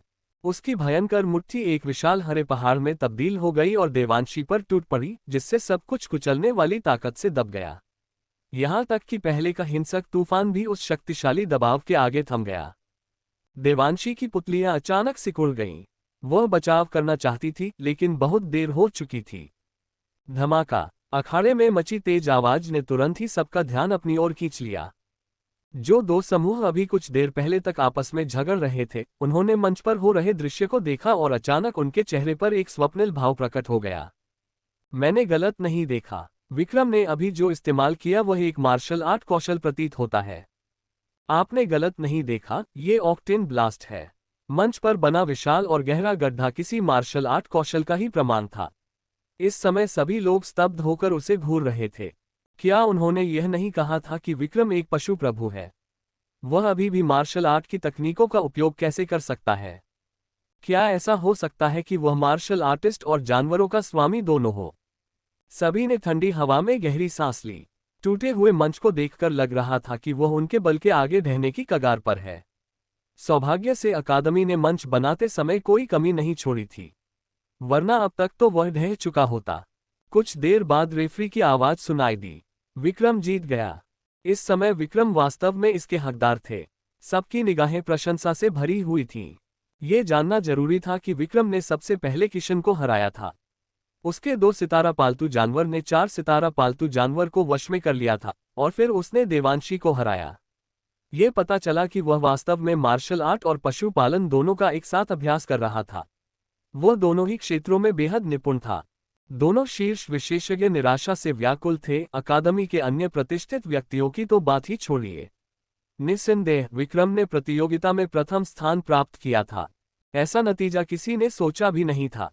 आखिर चैंपियनशिप जीतने के प्रबल दावेदार किशन और देवांशी ही थे। किसने सोचा होगा कि विक्रम अचानक कहीं से प्रकट हो जाएगा और इतनी जबरदस्त ताकत के साथ सबकी नजरों में छा जाएगा। सबकी ईर्ष्या भरी निगाहों के बीच विक्रम पुरस्कार लेने के लिए मंच पर पहुंची। दो पालतू जानवरों की क्षमताएं आयरन टेल और वाटर कैनन थीं। दोनों ही अपेक्षाकृत साधारण क्षमताएं थीं। हालांकि पुरस्कार के रूप में प्राप्त मार्शल आर्ट साधना तकनीक का विशेष महत्व था। यह अकादमी का आधारशिला खजाना था, हेवन स्वेलोइंग मायरीड फेज टेक्निक। ये नाम दबंग लगता था, लेकिन वास्तव में पुस्तक अपने नाम की ही तरह थी। वह भी अतुलनीय रूप से दबंग और बेहद शक्तिशाली थी। हालांकि इसमें एक घातक खामी भी थी। साधारण साधना तकनीकों में केवल एक बार आध्यात्मिक शक्ति की आवश्यकता होती है। वहीं इस साधना तकनीक को सीखने में अन्य साधना तकनीकों की तुलना में 10 गुना या 100 गुना अधिक समय और ऊर्जा लगती है। दूसरे शब्दों में कहें तो इस खेती तकनीक को पोषण देने के लिए बहुत अधिक साधना की आवश्यकता थी। लेकिन आम लोगों के पास इतनी साधना कैसे हो सकती थी? इसीलिए आज तक किसी ने भी इस तकनीक का अभ्यास नहीं किया था। इस मार्शल आर्ट और साधना के साथ साथ अन्य साधना तकनीकों का अभ्यास करना बेहतर था। बेहतर विकल्प मौजूद थे, इसलिए यहां ऊर्जा बर्बाद करने की कोई आवश्यकता नहीं थी। जब भीड़ ने स्वर्ग को निगलने वाली असंख्य चरण तकनीक देखी तो उनके चेहरे के भाव तुरंत बदल गए। किसी ने ईर्ष्या और जलन से कहा, मानो वह इस समय विक्रम की जगह लेना चाहता हो। अरे वाह, इस साल तो उन्होंने इतनी शक्तिशाली साधना तकनीक भी निकाल कर उसे दे दी। क्या वह बहुत भाग्यशाली नहीं है? अगर मुझे पता होता कि ऐसी उच्च श्रेणी की खेती की तकनीक मौजूद है तो मैं हर हाल में इसे आजमाने की कोशिश करता। उसके बगल में बैठे साथी ने सिर हिलाया और उसकी राय अलग थी। किस्मत वाला, मुझे नहीं लगता। तुम्हें नहीं पता कि यह साधना तकनीक सुनने में बहुत शक्तिशाली लगती है, लेकिन पिछले 100 सालों में एक भी व्यक्ति इसे हासिल नहीं कर पाया है। यह महज दिखावटी और खोखली है। अकादमी में अब भी काफी लोग ऐसे थे जो इस साधना तकनीक के महत्व को जानते थे और इसकी विशेषताओं से अवगत थे। इसे फेंक देना कतई अफसोस की बात है। इसे खाने में कोई स्वाद नहीं है। अकादमी की योजना वाकई अच्छी है। चूंकि इसे उगाने में कोई सफल नहीं हुआ है तो यह उनके गोदाम में धूल जमा करता रहेगा। वे इसे इनाम के तौर पर इस्तेमाल कर सकते हैं। मेरी राय में विक्रम के लिए इस साधना तकनीक को प्राप्त करना बेकार है। मुझे लगता है कि उसके पास इसे घर पर धूल चाटने के अलावा कोई विकल्प नहीं होगा। जब विक्रम ने भीड़ की बातें सुनी तो उसका दिल थोड़ा उत्साहित हो गया। क्योंकि उनके पास वापसी प्रणाली मौजूद थी, इसलिए जिस चीज की उन्हें सबसे ज्यादा कमी नहीं थी वह उस समय के दौरान संचित हुई साधना थी। ये खेती विधि पूरी तरह से उनके लिए ही बनाई गई थी। ये सबसे उपयुक्त थी। प्रतियोगिता समाप्त होने के बाद सभी लोग विक्रम को बधाई देने के लिए उन्हें ढूंढना चाहते थे, लेकिन उन्हें पता चला कि वह बहुत पहले ही गायब हो चुके थे। विक्रम के लिए समय ही धन था। अगर उनके पास फालतू लोगों से निपटने का समय था तो वे उसका इस्तेमाल साधना में क्यों न करें। इसके अलावा उन्हें स्वर्ग भक्षण असंख्य चरण तकनीक में बहुत रुचि थी जो उन्होंने अभी अभी प्राप्त की थी। मुझे बहुत अधिक खेती की आवश्यकता है। वापसी प्रणाली लागू होने के साथ मुझे सबसे ज्यादा खेती की ही कमी नहीं है। विक्रम, जिसे कोई भी ढूंढ नहीं पा रहा था, पहाड़ के पीछे स्थित सुनसान तहखाने में प्रकट हो चुका था। किसी ने सोचा भी नहीं था कि अकादमी में प्रथम स्थान प्राप्त करने वाला व्यक्ति वास्तव में इस तंग कमरे में रह पाएगा। विक्रम ने अपने हाथ में मौजूद साधना तकनीक का अध्ययन किया। यह अज्ञात था कि प्राचीन पुस्तक का आवरण किस सामग्री से बना था, लेकिन यह काफी पुराना प्रतीत होता था। पीले घुमावदार कोने इस पुस्तक के लंबे इतिहास की कहानी बयां करते थे। स्वर्ग को भस्म करने वाली असंख्य चरण तकनीक। कवर पर लिखे शब्द सशक्त और प्रभावशाली थे और उससे उत्पन्न होने वाला दबंग प्रभाव ऐसा प्रतीत होता था मानो यदि वह इसे विकसित कर सके तो आकाश और पृथ्वी भी उसके वश में हो जाएंगे। वास्तव में कोई नहीं बता सकता था कि क्या हो रहा था। आखिरकार प्राचीन काल से ही इसे साधना करने वाले लोगों की संख्या उंगलियों पर गिनी जा सकती थी। कुछ लोगों का कहना था कि यदि इसे चरम सीमा तक साधना जाए तो ये सचमुच आकाश को निगल सकता है, जबकि अन्य लोगों का कहना था कि यह साधना तकनीक बेकार है। ऐसा इसलिए था क्योंकि बाद के चरणों में जिस साधना और आध्यात्मिक शक्ति की आवश्यकता होती थी वह अत्यंत भयावह थी। यह एक अथाह गड्ढे के समान था जिसका कोई अंत नहीं था। चाहे किसी के पास कितनी भी प्रचुर आध्यात्मिक शक्ति की साधना क्यों न हो, वह सब समाप्त हो जाती थी। उसे याद आया कि एक समय एक प्राचीन कुलीन परिवार था जो इस बात पर विश्वास नहीं करता था और अपने पूरे कुल की शक्ति का उपयोग उन शिष्यों का समर्थन करने के लिए करता था जो इस साधना तकनीक को सीख सकते थे। उस व्यक्ति ने वास्तव में उनकी अपेक्षाओं को पूरा किया था। इस साधना तकनीक को सीखने के बाद उसकी शक्ति में बहुत वृद्धि हुई और वह अपनी पीढ़ी का चुना हुआ व्यक्ति बन गया। हालांकि समय बीतने के साथ साथ चाहे वह संसाधन हो, खेती हो या आध्यात्मिक शक्ति, आवश्यकताएं बढ़ती ही गईं। ऐसा लग रहा था मानो कोई विल उन्हें निगल रही हो। यहाँ तक कि प्राचीन कुलीन परिवार भी इसे वहन नहीं कर सकते थे और वे लगभग इसी कारण मृत्यु के कगार पर पहुंच गए थे। सौभाग्यवश उन्होंने समय रहते अपने नुकसान को रोक लिया और हार मान ली। फिर भी उनकी शक्ति को काफी नुकसान पहुंचा। एक उच्च कोटि के कुलीन परिवार से गिरना ही ये दिखाने के लिए काफी था कि यह तकनीक कितनी भयावह थी। विक्रम ने साधना का एक चक्र पूरा किया और उन्हें इस साधना तकनीक की गहनता का अनुभव होने लगा। ऐसा लग रहा था मानो कोई शक्ति उनकी नसों के माध्यम से उनके शरीर के सभी हिस्सों में प्रवाहित हो रही हो। इससे ऐसा प्रतीत होता था मानो उनके शरीर में एक नई नस खुल गई हो। ये बल पर आधारित था। 10 बल एक बैल के बराबर थे, 10 बैल एक हाथी के बराबर थे और 10 हाथी एक बाढ़ के राक्षस के बराबर थे। ये सिलसिला इसी तरह चलता रहा और इसे स्वर्ग को भस्म करने वाली असंख्य चरण कला का नाम दिया गया। यदि कोई इस कला को 10,000 हाथी शक्ति के स्तर तक विकसित कर ले तो इसकी शक्ति का अंदाजा लगाया जा सकता है। ये खेदजनक है कि इस साधना तकनीक में सर्वोच्च उपलब्धि हासिल करने वाला व्यक्ति केवल 1000 हाथी शक्ति तक ही पहुंच पाया और वहीं रुक गया। लेकिन साधना में ऊर्जा की खपत वाकई बहुत अधिक है। विक्रम थोड़ा हैरान था। उसने जो आध्यात्मिक ऊर्जा संचित की थी वह कुछ ही चक्रों तक चलने के बाद नष्ट हो जाती थी, जिससे उसे साधना रोकनी पड़ती थी। इसमें कोई आश्चर्य नहीं कि यह धन की बर्बादी करने वाली साधना तकनीक है। यदि किसी के घर में आध्यात्मिक पत्थर की नसें न हो तो वह इसकी साधना करने का साहस भी नहीं करेगा। हालांकि विक्रम के घर में कोई बारूदी सुरंग नहीं थी, लेकिन उसके पास सिस्टम था। उसने अपने आसपास के वातावरण को देखा और तुरंत ही तिरस्कारपूर्ण भाव प्रदर्शित किया। साधना के लिए वैकल्पिक स्वर्ग और पवित्र भूमि अत्यंत महत्वपूर्ण थी। यदि कोई व्यक्ति अच्छे वैकल्पिक स्वर्ग और पवित्र भूमि में साधना कर सके तो उसकी दक्षता लगभग दोगुनी हो जाती थी। और वैकल्पिक स्वर्ग और पवित्र भूमि को श्रेणी के अनुसार विभाजित किया गया था। उच्च से निम्न क्रम में वे थे स्वर्ग, पृथ्वी, रहस्यमय, पीला और अवर्गीकृत।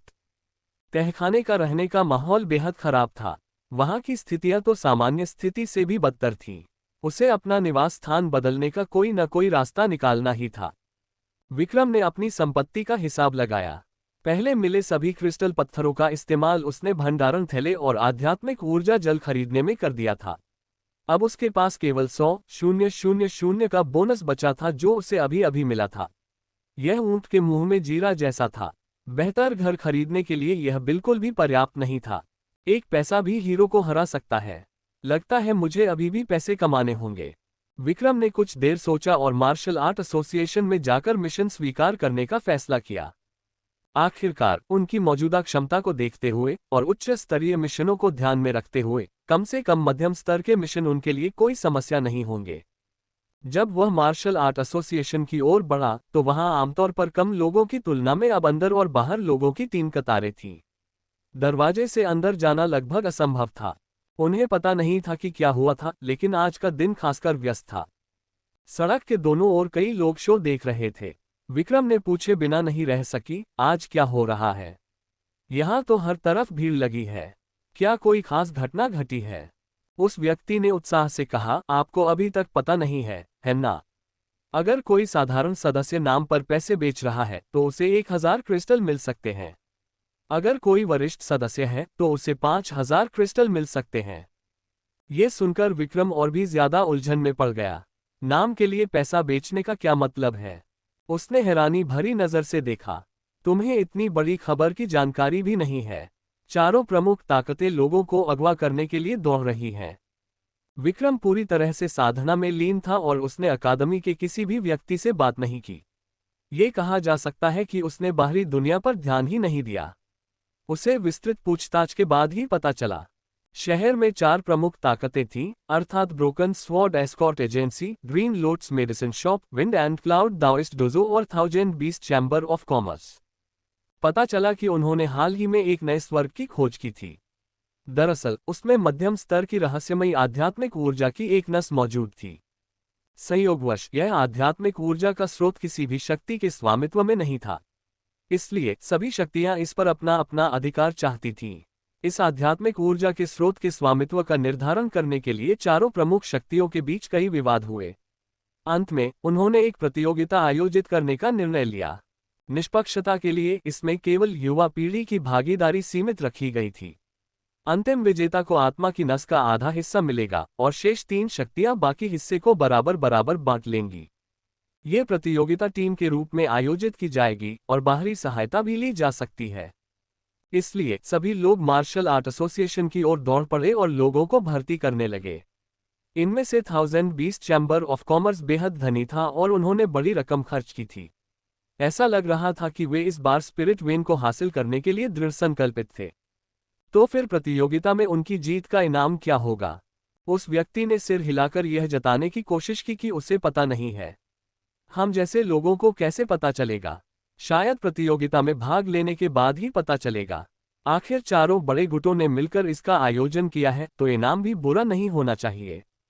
भले ही कोई पुरस्कार ना मिले, लेकिन अगर हम वैकल्पिक स्वर्ग की धन्य भूमि पर मुफ्त में खेती करने जा सकें, तो मुझे लगता है कि यह कोई नुकसान नहीं होगा। उन्होंने आत्मनिंदा भरी मुस्कान बिखेरी। लेकिन हम जैसे साधारण लोगों के लिए, जिनकी साधना का स्तर ऊंचा नहीं है, हम वहां केवल बलि का बकरा बनकर ही जा सकते हैं। अगर पैसा मिल जाए तो भी ठीक है, लेकिन इनाम की तो बात ही छोड़ दीजिए। शहर के 4 प्रमुख गुटों ने स्वर्ग से प्राप्त सर्वोत्तम भूमि पर कब्जा कर लिया था। दुर्भाग्यवश ये भूमि बाहरी लोगों के लिए खुली नहीं थी और केवल अपने गुट के लोगों के लिए ही उपलब्ध थी। विक्रम को सब कुछ समझाने के बाद वह व्यक्ति जल्दी से मार्शल आर्ट एसोसिएशन में भाग गया। मैं अभी आपसे बात नहीं करूंगा। अगर 1020 चैम्बर ऑफ कॉमर्स ने पर्याप्त लोगों को काम पर रख लिया है, तो मुझे बहुत बड़ा नुकसान होगा। विक्रम ने उसे जाते हुए देखा, उसका दिल थोड़ा विचलित हुआ। चाहे यह अज्ञात पुरस्कारों के लिए हो या वैकल्पिक स्वर्ग की पवित्र भूमि में साधना करने के अवसर के लिए, इस प्रतियोगिता में भाग लेने से उसे केवल लाभ ही होगा, कोई हानि नहीं। जैसे ही वह मार्शल आर्ट एसोसिएशन में दाखिल हुआ, उसने कुछ खास तरह के साइनबोर्ड देखे। ब्रोकन स्वॉर्ड एस्कॉर्ट एजेंसी एक छोटी सी तलवार थी जो ठंडी रोशनी से चमक रही थी। उसे नहीं पता था कि तलवार का एक कोना क्यों गायब था, लेकिन फिर भी इससे उसकी गरिमा में कोई कमी नहीं आई। ग्रीन लोट्स मेडिसिन शॉप हरे पत्तों और शाखाओं का एक ऐसा समूह था जो जीवन से भरपूर था। उसमें हरियाली की मनमोहक खुशबू फैली हुई थी। पवन और बादल दाओवादी डोजो का प्रतीक सफेद बादल थे। ये स्वतंत्र और बेरोक-टोक प्रतीत होता था और इसमें एक बेफिक्री का भाव व्याप्त था। वहीं 1000 जानवरों के वाणिज्य मंडल का प्रतीक एक भयंकर जानवर का सिर था, जो लालची निगाहों से गुजरती भीड़ को घूर रहा था। 1020 चैम्बर ऑफ कॉमर्स धनी और दबंग होने के कारण उसके पक्ष में सबसे अधिक लोग थे। विक्रम एक पल के लिए हिचकिचाया और फिर आगे बढ़ा। 4 प्रमुख ताकतों की मौजूदा स्थिति के अनुसार 1020 चैम्बर ऑफ कॉमर्स के प्रथम स्थान जीतने की प्रबल संभावना थी। इसलिए इसमें भाग लेना बेहतर था। जब प्रभारी व्यक्ति ने विक्रम को उच्च स्तरीय सदस्यता कार्ड सौंपते देखा, तो उसका चेहरा भावहीन था। शायद इसलिए कि वे धनी और दबंग थे, पहले से ही काफी संख्या में लोग सदस्यता ले चुके थे। उच्च स्तरीय सदस्य, जो आमतौर पर दुर्लभ होते थे, यहाँ बहुत आम थे। हर कोई मूर्ख नहीं था। ऐसे कई लोग थे जिनके पास कुछ शक्ति तो थी, लेकिन वे 4 महान गुटों से नहीं थे। वे भी विक्रम की तरह ही विचार रखते थे और इस अवसर का लाभ उठाकर कुछ हासिल करना चाहते थे। वे सभी 1020 चैम्बर ऑफ कॉमर्स के पक्ष में आ गए। परिणामस्वरूप उन्होंने यहाँ काफी लोगों की भर्ती कर ली थी और लगभग सभी पद भर चुके थे। इसलिए उनका उदासीन रवैया होना कोई आश्चर्य की बात नहीं थी। आपकी साधना का स्तर कैसा है? चलिए आपकी पहचान पर एक नज़र डालते हैं। विक्रम पहले साधना में व्यस्त थे और आगामी प्रतियोगिता के कारण वे इसे अपडेट करना भूल गए थे। परिणामस्वरूप पहचान अभी भी हौतियान स्तर 4 पर ही दर्ज थी। क्या केवल हौतियान का चौथा चरण? मैनेजर ने एडवांस मेंबरशिप कार्ड देखा और विक्रम को संदेह भरी नजरों से देखा। उसने सीधे सीधे कहा, एक मामूली हौटियन चौथे स्तर के व्यक्ति को उन्नत सदस्यता कार्ड कैसे मिल सकता है? क्या ऐसा हो सकता है कि उसने कुछ अनुचित साधनों का इस्तेमाल किया हो? उसके मन में ऐसे विचार आना कोई आश्चर्य की बात नहीं थी। सूची में उन्नत सदस्यों के सभी नाम 7वें या 8वें स्तर के थे। उनमें से कुछ शियानिटियन स्तर के भी थे। विक्रम का साधना स्तर इस सूची में अच्छा नहीं लगता। प्रभारी व्यक्ति ने अधीर होकर उन्हें भगाने के लिए मुंह खोला। वह अब विक्रम से और बात नहीं करना चाहता था। हमारे यहाँ पहले से ही पर्याप्त लोग हैं। हमें और लोगों की जरूरत नहीं है। आप कहीं और जाकर नौकरी ढूंढ लें। विक्रम ने भौहें चढ़ा ली। लेकिन तुम लोग तो बस। इससे पहले कि वह अपना वाक्य पूरा कर पाता, प्रभारी व्यक्ति ने अरुचिकर भाव से मुंह खोल दिया। मैंने कहा था कि हम पहले से ही भरे हुए हैं। क्या आप इंसानी भाषा नहीं समझते? जल्दी करो और एक तरफ हट जाओ। रास्ता मत रोको। प्रभारी व्यक्ति ने हाथ हिलाया, मानो मक्खियों को भगा रहा हो। विक्रम ने उसे ठंडी निगाहों से देखा, एडवांस सदस्यता कार्ड उठाया और लगभग उसी समय मुड़ गई।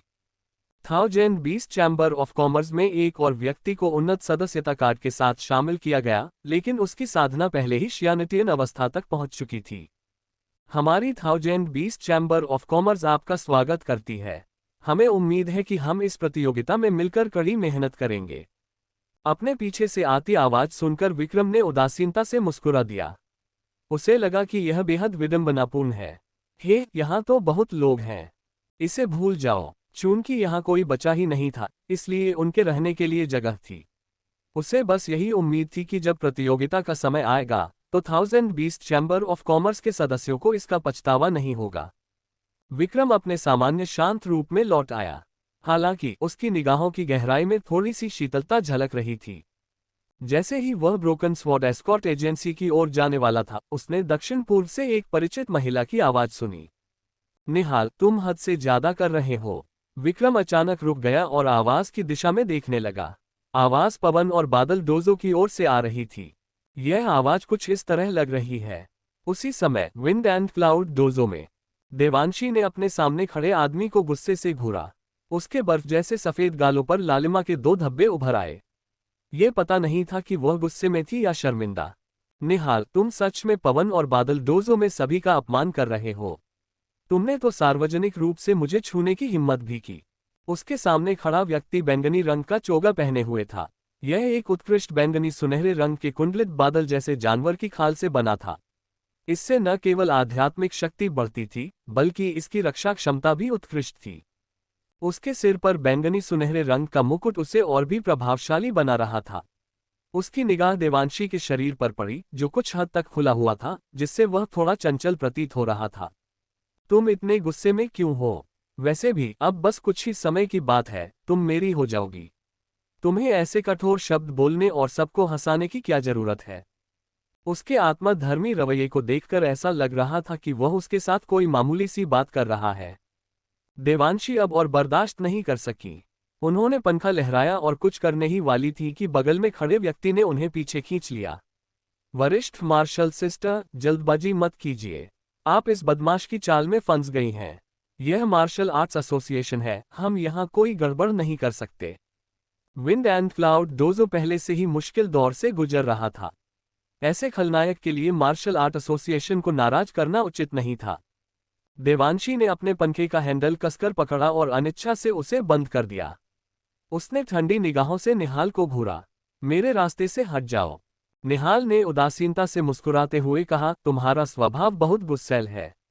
अगर भविष्य में हमारी शादी हुई तो मैं तुम्हें सबक सिखाऊंगी।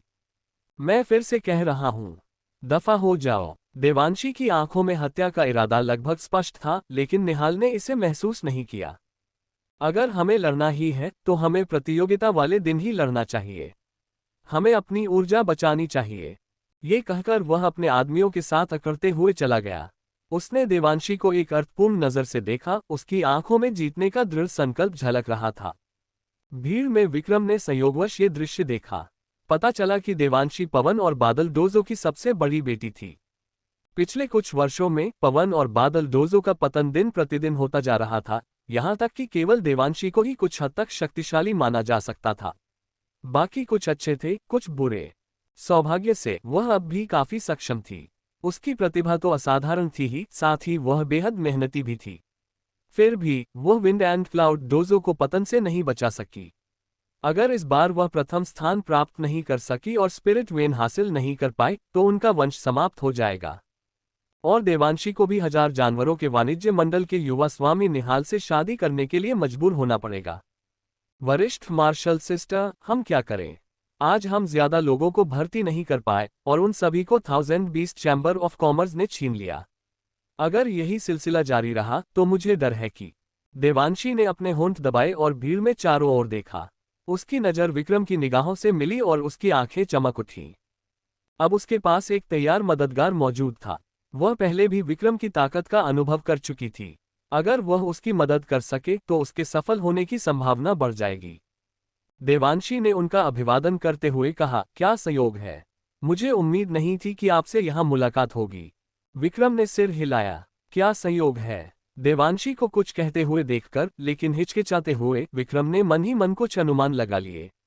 अगर तुम्हें कुछ कहना है तो कह दो। देवांशी ने सीधे मुद्दे पर आते हुए कहा, मैं आपसे मदद मांगना चाहता हूं। मुझे उम्मीद है कि आप हमारे पवन और बादल प्रशिक्षण केंद्र में शामिल हो जाएंगे। विक्रम ने कुछ देर सोचने के बाद उत्तर दिया, मेरे लिए मदद करना असंभव नहीं है। अगर मैं ये प्रतियोगिता जीत जाता हूं, तो आपको मुझे परलोक के पवित्र भूभाग में साधना करने के लिए प्राथमिकता देनी होगी। अगर हम प्रतियोगिता जीत जाते हैं तो क्या यह आसान है? विक्रम और देवांशी ने एक दूसरे को देखा। दोनों की आपस में तुरंत अच्छी बनती थी। प्रतियोगिता कुछ ही दिनों बाद शुरू होने वाली थी। इस दौरान विक्रम बिना सोए खाए साधना कर रहा था। आखिरकार उसने देवांशी के साथ समझौता कर लिया था और 1020 चैम्बर ऑफ कॉमर्स के लोगों की ताकत को कम नहीं आंका जा सकता था। पीछे वाले पहाड़ के तहखाने में धुंधली रोशनी में एक विशाल सफेद कोकून धुंधला सा दिखाई दे रहा था। अगर कोई और पास आकर देखता तो ये देखकर चौंक जाता कि यह वास्तव में विक्रम था। उन्हें केवल उसका शरीर हवा में तैरता हुआ दिखाई दे रहा था। उसके शरीर के भीतर आध्यात्मिक ऊर्जा प्रवाहित हो रही थी, बादलों को निगल रही थी और कोहरा उगल रही थी। हवा में सफेद धुंध के हल्के हल्के गुच्छे जमे हुए थे जो दूर स्थित आकाशगंगा की तरह नीचे लटक रहे थे और उसे अपने अंदर समेट रहे थे। ये दृश्य किसी सपने या भ्रम जैसा था। यहाँ तक कि यह जर्जर तहखाना भी चमकता हुआ प्रतीत हो रहा था। उनके शरीर में स्वर्ग भक्षण करने वाली असंख्य कला तीव्र गति से प्रवाहित हो रही थी। ऐसा लग रहा था मानो यह एक अथाह गड्ढा हो जो आध्यात्मिक ऊर्जा और साधना को तेजी से सोख रहा हो। यदि यह सिलसिला जारी रहा तो वे पूरी तरह से थक जाएंगे। लिटिल ग्रीन, विक्रम चिल्लाया। उसके बगल में ऊँघ रहा लिटिल ग्रीन तुरंत उठ खड़ा हुआ और झट से उसकी गोद में आ गिरा। डिंग, मेजबान ने लिटिल ग्रीन में 10 दिनों की खेती पूरी कर ली है। क्लोजिंग स्क्वायर ब्रैकेट 100 गुना वापसी सफलतापूर्वक शुरू हो गई है। क्लोजिंग स्क्वायर ब्रैकेट मेजबान ने 1000 दिनों की साधना प्राप्त कर ली है। क्लोजिंग स्क्वायर ब्रैकेट बूम, तहखाने से अथाह आध्यात्मिक ऊर्जा का एक तीव्र प्रवाह फूट पड़ा जिससे एक जोरदार आवाज सुनाई दी। विशाल सफेद आवरण अब असीम सागर में तैरती एक छोटी नाव की तरह लग रहा था। असंख्य आध्यात्मिक शक्ति विक्रम की रगों में प्रवाहित हो रही थी। आध्यात्मिक शक्ति के प्रभाव से उसके हाथों की रक्तवाहिकाएं भी हल्की सुनहरी दिखाई देने लगीं। उसका शरीर और दांतिन लगातार मजबूत होते जा रहे थे। वह अवरोध जिसे वह छू नहीं सकता था अचानक खुल गया और कुछ उमड़ पड़ा। विक्रम ने भौहें सिकोड़ी। इस समय उसे ऐसा लग रहा था मानो उसका पूरा शरीर पुनर्निर्माण और निर्माण की प्रक्रिया से गुजर रहा हो। मानो उसकी हड्डियां टूट गई हों और उसके मांस और रक्त की गहराई में छिपी अशुद्धियां दूर हो गई हों। अगर वह कोई और आम इंसान होता तो शायद अब तक बेहोश हो चुका होता, लेकिन उसने एक भी आवाज नहीं निकाली। उसके पीले पड़े चेहरे के अलावा कोई यह नहीं बता सकता था कि वह इस समय कितना दर्द सह रहा था। उसके माथे से सेम के आकार की पसीने की बूंदें फिसल रही थीं। विक्रम की आंखें लाल हो गई थीं और उसका पहले का सफेद आवरण थोड़ा और खून जैसा लाल हो गया था। उसे नहीं पता था कि यह असहनीय दर्द कब तक चला। विक्रम लगभग सुन्न हो गया था। उसे बस इतना महसूस हो रहा था कि उसका शरीर शिथिल हो गया है, मानो उसके शरीर में एक गर्म धारा बह रही हो जो पुराने घावों को भर रही हो। यह अनुभूति ऐसी थी मानो कोई सूखा पेड़ फिर से जीवित हो उठा हो और उसमें नई नई कोंपलें फूट रही हो। यह अत्यंत जादुई था। सारा दर्द गायब हो गया और उसकी जगह प्रचुर आध्यात्मिक ऊर्जा ने ले ली। उसकी आंखों में एक दिव्य प्रकाश चमक उठा जिससे लोग उसे सीधे देखने से और भी अधिक भयभीत हो गए। एक दिव्य प्रकाश हवा में चमक उठा। विक्रम का चेहरा कहीं दिखाई नहीं दिया। पलक झपकते ही वह पीछे वाले पहाड़ पर प्रकट हो गया। धमाका, उसने पहाड़ की चट्टान पर मुक्का मारा। कभी अविनाशी लगने वाला वह पर्वत ढांचा नरम पड़ गया था। अचानक पर्वत ढह गया और धरती फट गई। टूटे हुए पत्थर चारों ओर बिखर गए। पक्षी सदमे से उड़ गए। ऐसा लग रहा था मानो आकाश ढहने वाला हो। कुछ क्षण बाद सब कुछ शांत हो गया। ऐसा लगा मानो कोई तेज हवा चली हो और सब कुछ नष्ट कर दिया हो, विशेषकर पहाड़ पर बने निशानों को। उसे विश्वास नहीं हो रहा था कि यह काम सचमुच किसी इंसान ने किया है। यहाँ तक कि विक्रम खुद भी थोड़ा हैरान था। उसने अपने हाथ की ओर देखा। मुझे उम्मीद नहीं थी कि हेवन डिवोरिंग मायरीड फेजार्ट और ऑक्टेन ब्लास्ट का संयोजन इतना शक्तिशाली होगा। उसने अभी अभी बस लापरवाही से अपना हाथ हिलाया था और अपनी शक्ति का 50% भी नहीं छोड़ा था, लेकिन ये पहले से ही इतना भयानक था। अब उसकी स्वर्ग भक्षण असंख्य चरण कला पहले से ही काफी प्रभावी थी। उसने 2 हाथियों के बराबर शक्ति का संवर्धन किया था और उसने इस संवर्धन तकनीक को केवल थोड़े समय के लिए ही प्राप्त किया था। यदि यह गति व्यापक रूप से फैल जाए तो ये लोगों को भयभीत कर देगी। ऐसा कहा जा सकता है कि उनकी ताकत कई गुना बढ़ गई थी। फुफकार फुफकार। लिटिल ग्रीन की हलचल सुनकर विक्रम ने देखा कि वह थोड़ा बड़ा हो गया है और उसके माथे पर उभरा हुआ छोटा सा हिस्सा भी अधिक स्पष्ट हो गया है। अरे यह क्या है? उसने गौर से देखा तो पाया कि सांप से 5 इंच आगे बाईं और दाईं ओर एक एक उभार था। विक्रम ने उसे छुआ और वह एहसास कुछ अवर्णनीय था। वह किसी पक्षी की हड्डियों जैसा था। क्या ये पंख हो सकते हैं? विक्रम जितना ज्यादा इसे देखता गया उतना ही उसे यकीन होता गया कि यह बहुत हद तक मुमकिन है। लिटिल ग्रीन को रेन ड्रैगन की दिशा में विकसित होना चाहिए। उसे नहीं पता था कि उसके परिपक्व होने पर क्या होगा। मैं प्रतियोगिता की तारीख लगभग भूल ही गया था। विक्रम तेजी से पहाड़ से नीचे उतरा, लेकिन उसे इस बात का अंदाजा नहीं था कि 4 प्रमुख शक्तियों के बीच प्रतिस्पर्धा पहले ही शुरू हो चुकी थी। विंड एंड क्लाउड डोजो और thousand beast chamber of commerce आमने सामने खड़े थे। विंड एंड क्लाउड डोजो के लोग न केवल दयनीय हालत में थे, बल्कि उनके शरीर पर अलग अलग आकार के घाव भी थे, जिससे वे बेहद दयनीय दिख रहे थे। दूसरी ओर thousand beast chamber of commerce का अहंकार सिर्फ इसलिए हावी था क्योंकि प्रतियोगिता को 8 मुकाबलों में बांटा गया था। देवांशी के अलावा, जिसने जीत हासिल की थी, विंड एंड क्लाउड डोजो लगातार 2 मैच हार चुका था और प्रतियोगिता से बाहर होने की कगार पर था। पवन और बादल डोजो ने अपने सभी श्रेष्ठ योद्धाओं को भेज दिया था। दूसरी ओर 10,000 जानवरों के वाणिज्य मंडल के कुछ श्रेष्ठ शिष्य अभी भी निष्क्रिय थे। देवांशी के चेहरे पर निराशा के भाव स्पष्ट दिखाई दिए। क्या ऐसा हो सकता है कि विंड एंड क्लाउड डोजो सचमुच ही समाप्त होने वाला हो? निहाल इतराते हुए आगे बढ़ा। इतना हठपूर्वक विरोध क्यों कर रहे हो? प्रतियोगिता तो पहले से ही तय है। तुम्हारा पवन और बादल डोजो निश्चित रूप से हारेगा। तुम पहले मेरे साथ क्यों नहीं आए? इतना कहकर उसने देवांशी का चेहरा छूने के लिए हाथ बढ़ाया, लेकिन देवांशी ने उसे झटककर दूर कर दिया। ये प्रतियोगिता का मैदान है। कृपया थोड़ा सम्मान दिखाएं। निहाल को मानो कोई बड़ा मजाक सुनाई दिया हो। तुम मेरी औरत बनने वाली हो। मैं तुम्हारे साथ जो चाहूं कर सकता हूं। देवांशी ने अपने होंठ कसकर दबाए। अभी अंतिम क्षण नहीं आया है।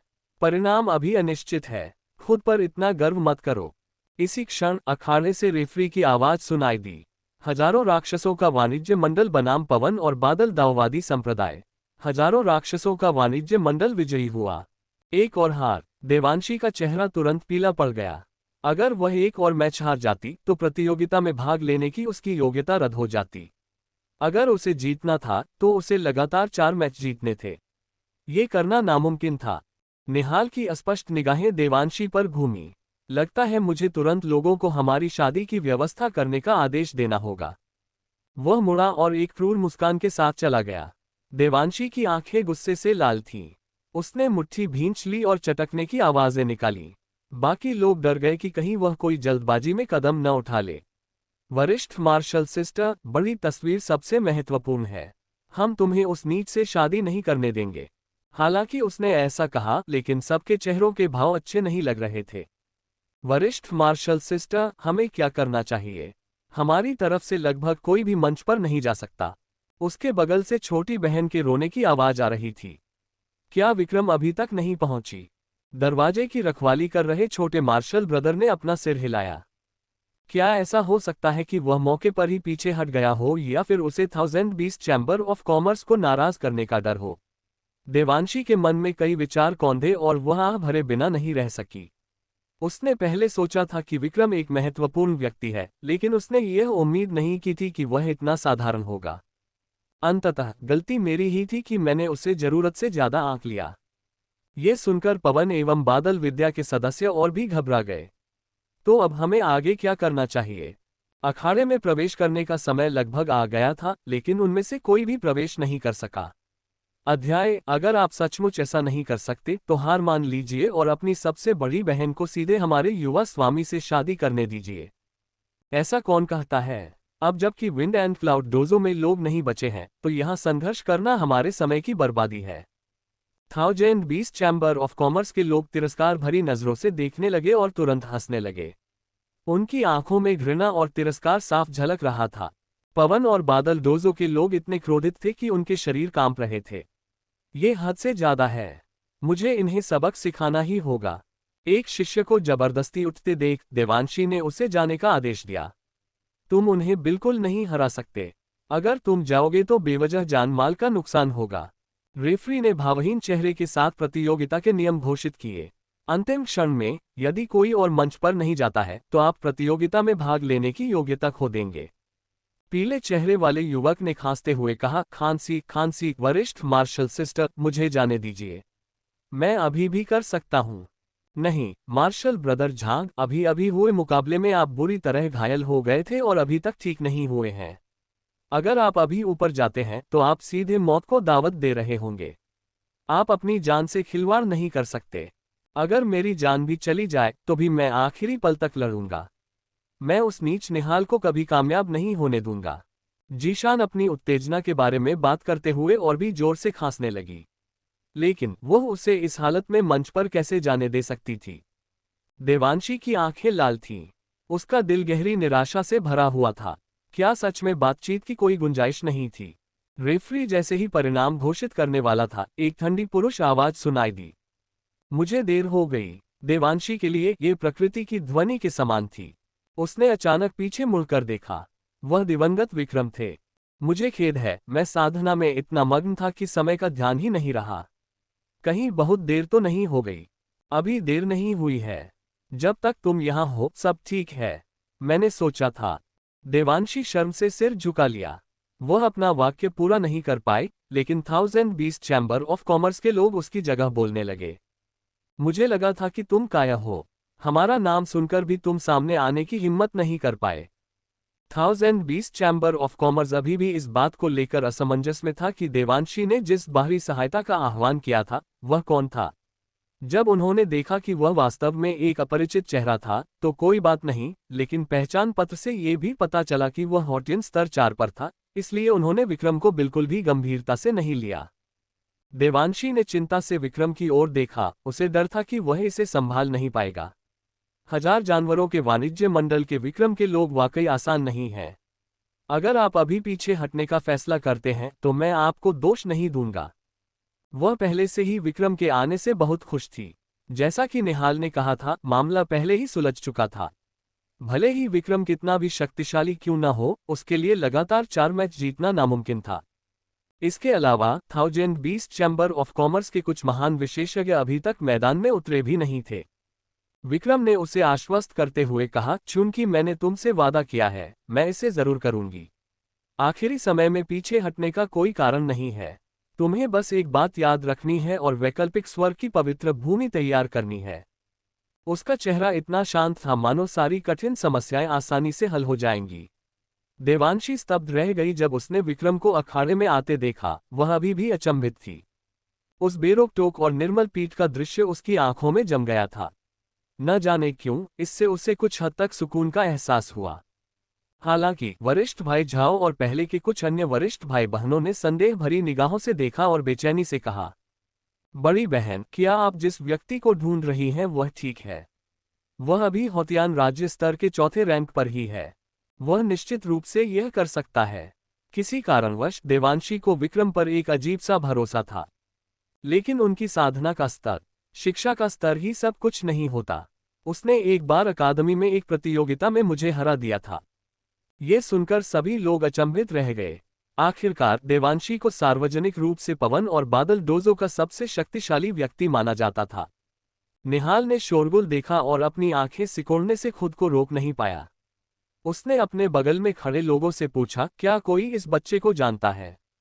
सभी ने सिर हिलाकर अपनी अनभिज्ञता जाहिर की। उसके बगल में खड़े लोगों ने चापलूसी भरे लहजे में कहा, मुझे लगता है कि वह कोई मामूली शख्स होगा जो मशहूर नहीं है। युवा स्वामी वान, उसकी बातों को दिल पर मत लीजिए। हालांकि निहाल ने विक्रम और देवांशी के बीच की बातचीत देखी। वह पहले से ही देवांशी को अपनी निजी संपत्ति की तरह मानता था। उसे अचानक विक्रम के प्रति इतना आश्रित भाव दिखाते देख ये बेहद चौंकाने वाला था। उसने व्यंग्य करते हुए कहा, उसके साथ ठीक से खेलने के लिए कोई ढूंढो। दूसरों को हमारे 1020 चैम्बर ऑफ कॉमर्स की ताकत को कम आंकने मत दो। उनके अधीनस्थों ने उनके शब्दों का छिपा हुआ अर्थ समझ लिया और तुरंत सहमति में सिर हिला दिया। असल में विक्रम जैसे किरदार से निपटने के लिए किसी भी अनजान व्यक्ति को भेजना ठीक रहता। लेकिन अब निशांत सामने आया था। देवांशी आश्चर्य से भर उठी, उनका चेहरा थोड़ा बिगड़ गया। ये कौन हो सकता है? शुरू में वह सहयोग की उम्मीद कर रही थी, ये सोचकर कि 1020 चैम्बर ऑफ कॉमर्स के लोग अपने प्रतिद्वंद्वी को कम आंकेंगे। इस तरह विक्रम आसानी से एक दौर जीत जाएगी और उसके बाद के मैच अधिक सुरक्षित होंगे। किसने सोचा होगा कि वह वास्तव में 1020 चैम्बर ऑफ कॉमर्स के 3 महान विशेषज्ञों में से एक होगा। निशांत, जो अपनी ताकत के लिए जाना जाता था और सभी जीवित प्राणियों को हराने के लिए अपनी ताकत का इस्तेमाल करने में विश्वास रखता था। मंच पर निशांत ने स्पष्ट रूप से विक्रम को अपनी नजरों में नहीं रखा। अगर आप किसी के लिए खड़े होना भी चाहते हैं तो पहले अपनी ताकत का आकलन कर लें। आप तो बस हॉटन युग के चौथे चरण में हैं, फिर भी मंच पर कदम रखने की हिम्मत कर रहे हैं। आपको सचमुच नहीं पता कि मृत्यु शब्द कैसे लिखा जाता है। विक्रम की निगाहें ठंडी थीं और उनके चेहरे पर थोड़ी अधीरता थी। उन्होंने कहा, तुम इतनी बकवास क्यों कर रहे हो? निशांत ने देखा कि उसका रवैया उससे भी कहीं अधिक घमंडी था और वह शर्मिंदगी से भड़क उठा। तुम मौत को दावत दे रहे हो।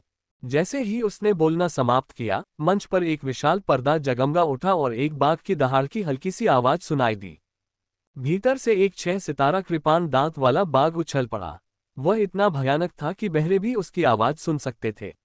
उसने विक्रम को ठंडी निगाहों से घूरा, मानो वह थाली में रखे भोजन को देख रहा हो। उसके 2 नुकीले दांत तेज रोशनी से चमक रहे थे। एक आदमी और एक बाघ की आकृतियां हवा में एक दूसरे पर आ गईं। निशांत के हर कदम के साथ जमीन थोड़ी कांप रही थी। ऐसा लग रहा था मानो कोई भयंकर बाघ पहाड़ से नीचे उतर आया हो और अपने साथ प्रचंड शक्ति लेकर विक्रम की ओर झपटा हो। क्योंकि बल इतना प्रबल था कि जमीन उसे सहन नहीं कर सकी, इसलिए उस पर मकड़ी के जाले जैसी दरारें पड़ गईं।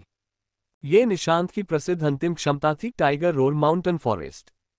विक्रम के चेहरे पर एक जबरदस्त दबाव पड़ा, जो एक विशाल जाल की तरह विक्रम को पूरी तरह से जकड़ लिया। विक्रम ने पलक भी नहीं झपकाए और इससे बचने का कोई इरादा नहीं दिखाया। विक्रम के लिए हर कोई पसीना बहाने से खुद को रोक नहीं पाया। ये खत्म हो गया है। अगर निशांत उसे मार गिराता है तो यह एक समस्या होगी कि उसका शव सही सलामत रहेगा या नहीं। पवन और बादल डोजो के लोगों को बस उसके शव को लेने के लिए इंतजार करना चाहिए। वह एक बहुत ही नेक नौजवान है, फिर भी 1020 चैम्बर ऑफ कॉमर्स के लोगों को उकसाना चाहता है। अब वह बुरी तरह डरा हुआ है और हिलने की हिम्मत भी नहीं कर रहा है। निशांत को लगभग पहुंच के भीतर देखकर विक्रम ने अंततः हरकत की। हालांकि उसने चकमा नहीं दिया, बल्कि आक्रामक रुख अपनाया। ये देखकर सब लोग अचंभित रह गए। क्या यह आदमी मूर्ख है? निशांत अपनी ताकत के लिए मशहूर है, लेकिन फिर भी वह सीधे मुकाबले में उतरना चाहता है। निशांत ने भी अविश्वास भरी निगाहों से विक्रम को देखा और एक खूनी मुस्कान बिखेरी। अलविदा तुम लापरवाह बच्चे। विक्रम के चेहरे पर कोई भाव नहीं बदला। उसके शरीर में स्वर्ग भक्षण करने वाली असंख्य कला का संचार हो रहा था और कोई भी यह नहीं देख पा रहा था कि वह कहाँ है। जमीन धंस चुकी थी, मानो पांगु दैत्य नीचे उतर आया हो। जैसे ही निशांत को लगा कि वह जीत गया है, अचानक उसके चेहरे से मुस्कान गायब हो गई और उसकी जगह अत्यधिक भय का भाव आ गया।